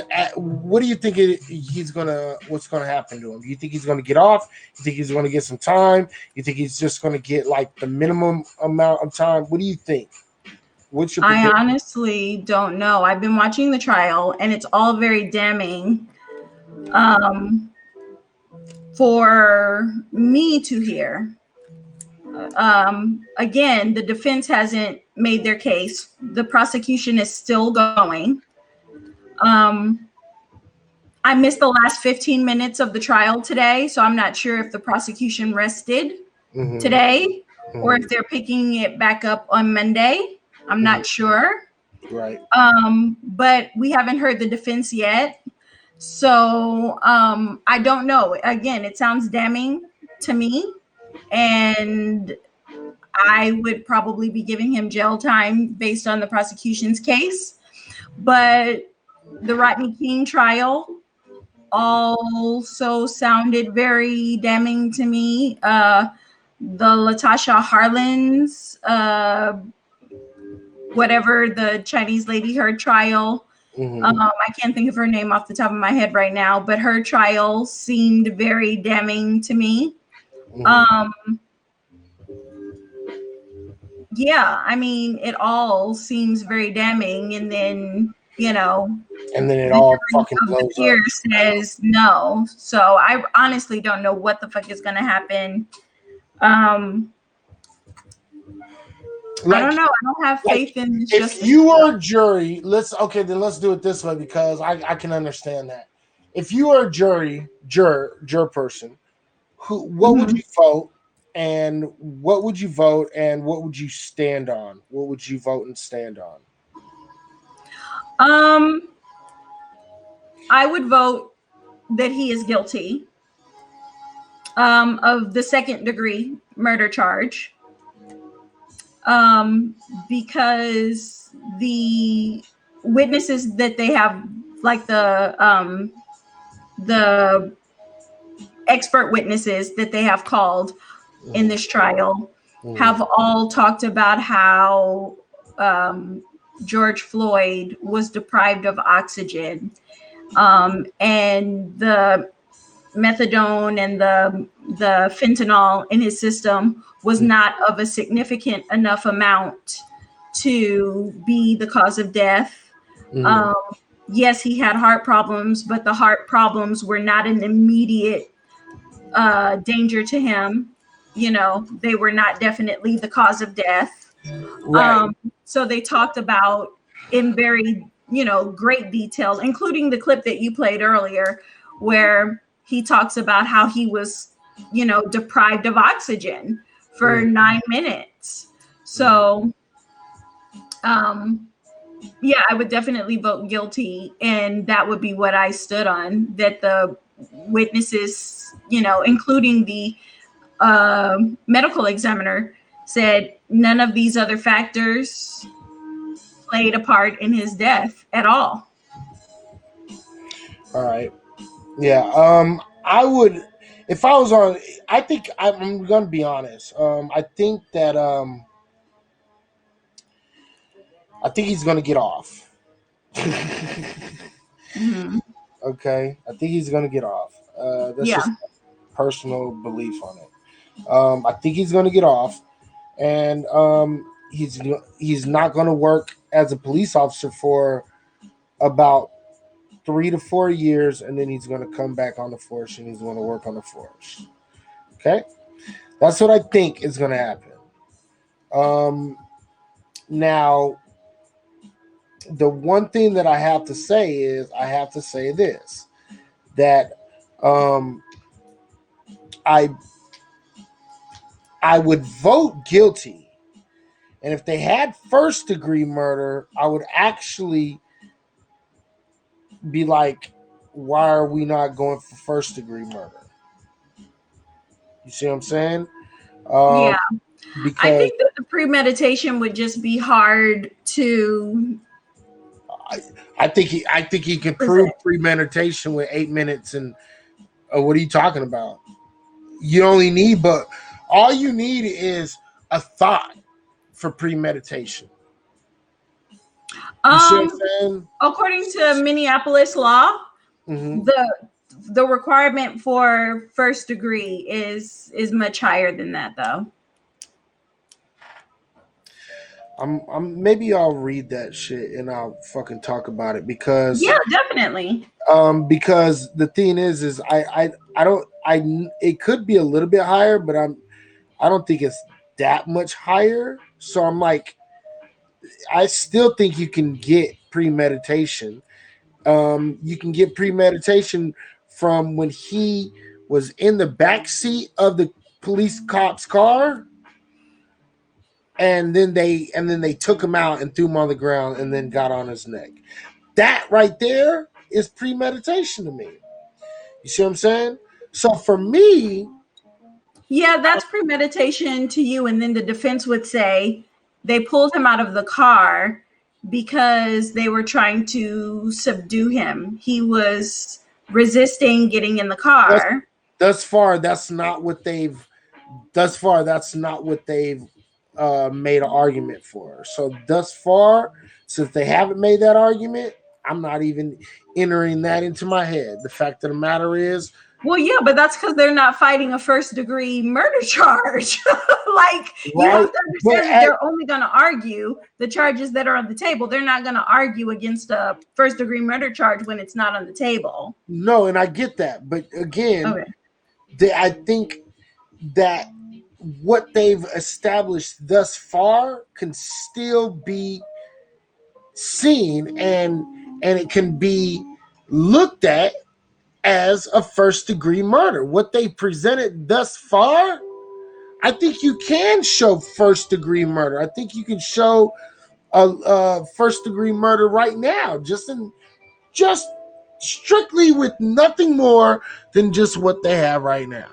I think you can So show. even when the defense was talking about, the agonal breaths and how you would be able to distinguish actual breathing from agonal breaths, and how a person can miss the agonal breaths, you don't think that would be, just in that statement alone, would enter into the reasonable doubt category? It could for some people, but I don't believe so. And the reason why, I think what will always override that idea is because he was on him for as long as he was on him, and that's why I think that first degree can actually be supported with the case that's been given thus far. First degree can be supported. Now, is it likely? No, but if you put first degree, second degree, manslaughter, and something else, right? You have all of those choices to look forward to. You don't have to choose just one. You see what I'm saying? I mean, you don't have to choose them all.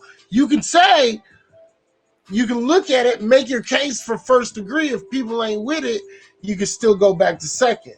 So I think first degree should have still been on the table, because honestly, I think they've showed a case for first degree murder. I don't care what nobody says. Like, they've showed a really good case for first degree murder. Okay. So, I mean, you're saying that based on the fact that the defense hasn't presented their case yet, though, right? Yeah. Okay. Yeah, and that's, and I'm saying what I'm saying as of right now. And I'm saying that based on the fact that the prosecution has, I don't think they've yet finished even presenting their case, but even in the cross-examination, with the way that he, he's not very big on the objections, but when he does his cross, he's very good at sort of putting this idea out that, there is a case to be made that all of the signs could have been easily missed. And that's all he needs. Right, and I get that, right? And I get that's where they're going to end up going. That's the only place that they can go at this point. Okay. But the thing is I think the questioning is going to come down to the ending of the argument is going to come down to, he's going to say, well, I mean, it could have been missed and I didn't necessarily see it, right? Just like you just said, you know what I mean? And fucking the people's argument is going to be, and as well, it should be, dude, it was 8 fucking minutes. It was 9 fucking minutes, basically, bro. Like, yeah, you don't get to play that one. You know what I mean? You don't get to play that. I just didn't notice it type shit. Yeah. You see what I'm saying? It's kind of like they've showed it. All of the witnesses that they brought in forth, they've said, that was too much. That was too much. That was too much. One after another, one after another, one after another. So the thing is, for me, I'm kind of like, oh, wow. Now, if they were going for first degree, everything that I'm saying would be really significant, because they're literally throwing this dude underneath the table. Literally. Yeah. You know what I mean? I mean, but even when, he's the defense hasn't brought their case yet. And this defense counsel that he has is very pointed in how he presents a case. I've noticed that. He's very He's not big on the objections. He's not into the interruption of flow. Like that's one thing that, when you're in a trial, you get into a flow of hitting your points. Right. And if people are hitting too many points, opposing counsel will usually throw up objections, knowing that it's going to be overruled, but still you break up the flow and the monotony of the information that's being taken in. So he's not big on that, but he's very big into introducing supposition. And once you introduce supposition, you create reasonable doubt. So for instance, when he plays the clip of what George Floyd is saying, right? Remember, he did that whole, what do you think that he's saying right here? And then usually the people on the stand said, I can't really tell what he's saying. Right. And then he goes back and he says, does it sound like he's saying, I ate too many drugs? And then he plays it again. And then people said on the stand, yeah, it does sound like that's what he could possibly be saying. So now you've introduced the power of suggestion, right? Because before you can't make out what he's saying. He suggests to you what he might be saying, and then you hear what he suggests, right? Right. So while on redirect, they kind of fix that by playing the whole clip. The idea is that I've noticed that he's very good at bringing up supposition, which creates reasonable doubt. He's very good at objectional thinking, which creates reasonable doubt. And this is all before he has even presented his case. This is all still while the prosecution is presenting theirs. So we'll see. We'll see. Like I said, at this point, I don't know. I need to hear what the defense has to say. I need to hear their case before I decide. Yeah, I'm not gonna lie. I think he's gonna get off, and they're gonna make up some argument. This is why I think they should always be charged with multiple different counts. Mm-hmm. So you can really break down what they were thinking when they made their decision. If you have a really high one where you think, okay, this dude murdered this guy, and this was racism, and you are like, yeah, that's what it is, you would probably vote first degree murder. You see what I'm saying? Yeah. Now, if you vote for second or manslaughter, you're probably thinking in your head, it could have been an accident, but I don't have enough to go off, so I'm going to give him the second degree instead of first degree, right? Or at the worst, they'll say, all right, or I'm willing to do manslaughter because it could have been an accident, right?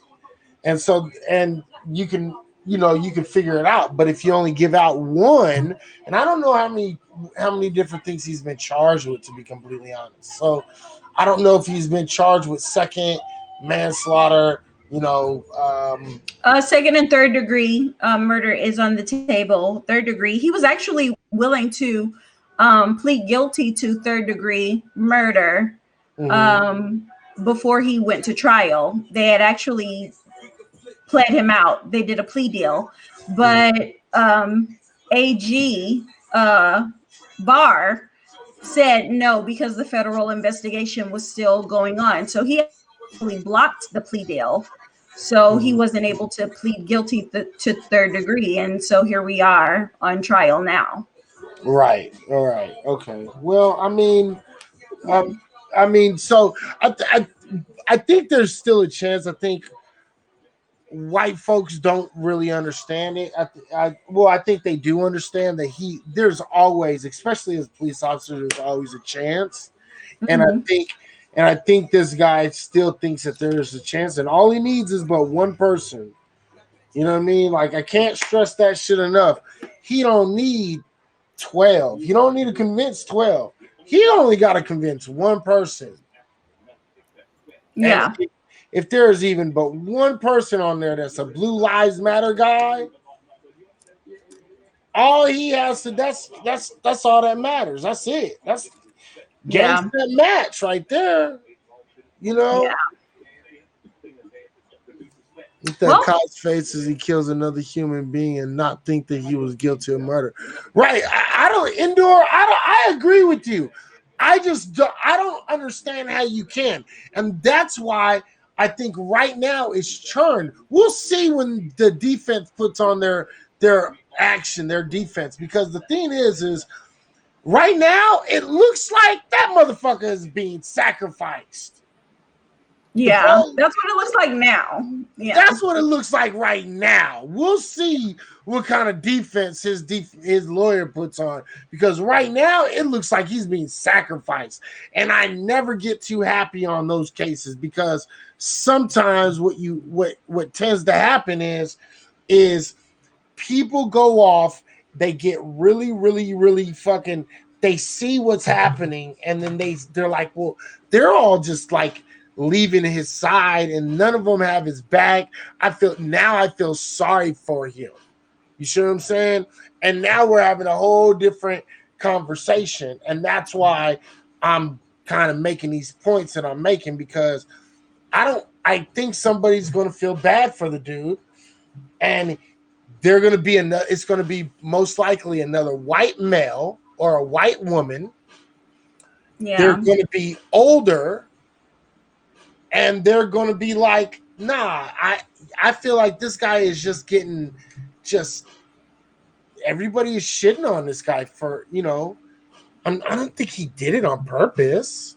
Yeah. Either that or we'll have another Amber Geiger situation where he gets something ridiculously low, like 3 years, Right. and then he'll automatically do an appeal and ask for a reduced sentence. And he'll walk out. Yeah.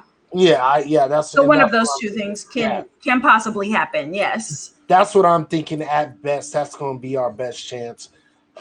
Personally, if they come down with guilty on all the charges, I'll be happy. I'll be like, all right, cool. You know what I mean? I'll be like, cool. Yeah, but really the guilty is not what I'm looking for. I'm looking for the sentencing, because again, Amber Geiger was found guilty and she got 3 years. And as soon as she turned herself in, they started appealing her case. Right. Now, but isn't there a minimum for a murder 2 charge though? Say that one more time. Isn't there there's a minimum that you have to serve for murder 2? Murder 2, you have to serve a minimum. That minimum is what? It's got to be at least Minneapolis? 20 years. Yeah. It's got to at least be 20 years for the minimum. I don't know what the Minneapolis. I looked up the information on his charges a while ago, so it's not fresh in my mind. But we'll talk about it next week. All right, we'll get I'll into look that up, and we can sure. talk about it more next week. Yeah, for sure. We'll get into that. All right, then. All right. Well, then, with that being said, then I guess we'll just call it a night, man, and we'll get into. In 2 weeks, actually, we'll probably be close to the end of the trial by the time we come back. Yeah, that's what I'm hoping. I'm hoping that we will, after our 2-week hiatus, then the trial will be wrapping up and we will have a verdict and we can come back and have some explosive dialogue. Right, absolutely. So make sure you guys look out for that shit. Yeah, like you guys heard, we're gonna go on about 2 weeks hiatus now. Petty doing individual shows on her whatever topics that she does, or me doing individual shows during those next 2 weeks is completely on each one of us. We're just not going to be doing the Fish Fry Friday for the next 2 weeks. Yeah, okay? And I'm only probably going to do one show depending on how many people reach out to me about the movie. Again, if you guys can check out Two Distant Strangers, it's on Netflix. And like I said, that show is really just contingent on if people want to, talk about the movie and talk about the implications of it. So it's a really good movie. So if people reach out to me and say that they want to talk about it, then I'll do a show. Thank you, Indoor Smokers. I appreciate it. I haven't seen it. I'm going to check it out. What is it on Netflix, you said? It's on Netflix. Yeah, it's called Two Distant Strangers. And it's definitely, like I said, a friend of mine wrote it, directed it. It's nominated for an Oscar. It's a really good short. And like I said, it's only about 35 minutes long because it is a short. But it's a very thought-provoking movie. So usually people will hit me up and go, oh, I watched that movie. So if I get a lot of people like hitting me up on Instagram saying they want to talk about it, I'll probably do a midweek show just to discuss it. Okay, that'll work. And if I do trigger warning, I always do trigger warnings on Tuesdays or Wednesdays. I think I'm trying to figure out what's the better day. And I think it's starting to look like it might be Tuesdays, but look for me both either Tuesday or Wednesday for trigger warning when I do trigger warning. So make sure you guys check that shit the fuck out. If you guys want to talk about the movie that Petty is talking about and you've seen it, definitely fucking hit her up. And I know I'll watch it. But if you do the show, I should be here, and so it is what it is. Yeah, for sure. So with that being said, let's give out real quick. Let me do this real quick. And if there's anybody looking for an iPhone XR, brand new, red, you let me know. I got you. It's an unlocked phone too. All right. Yeah, I'm just putting that out there. Let me see. All right. So the theme is special shots out. To Indoor Smokers, I appreciate you. Mr. Sapien, thank you very much. Ali, thank you very much. Christina W, C3X Sanctuary, and Carrie Oranges.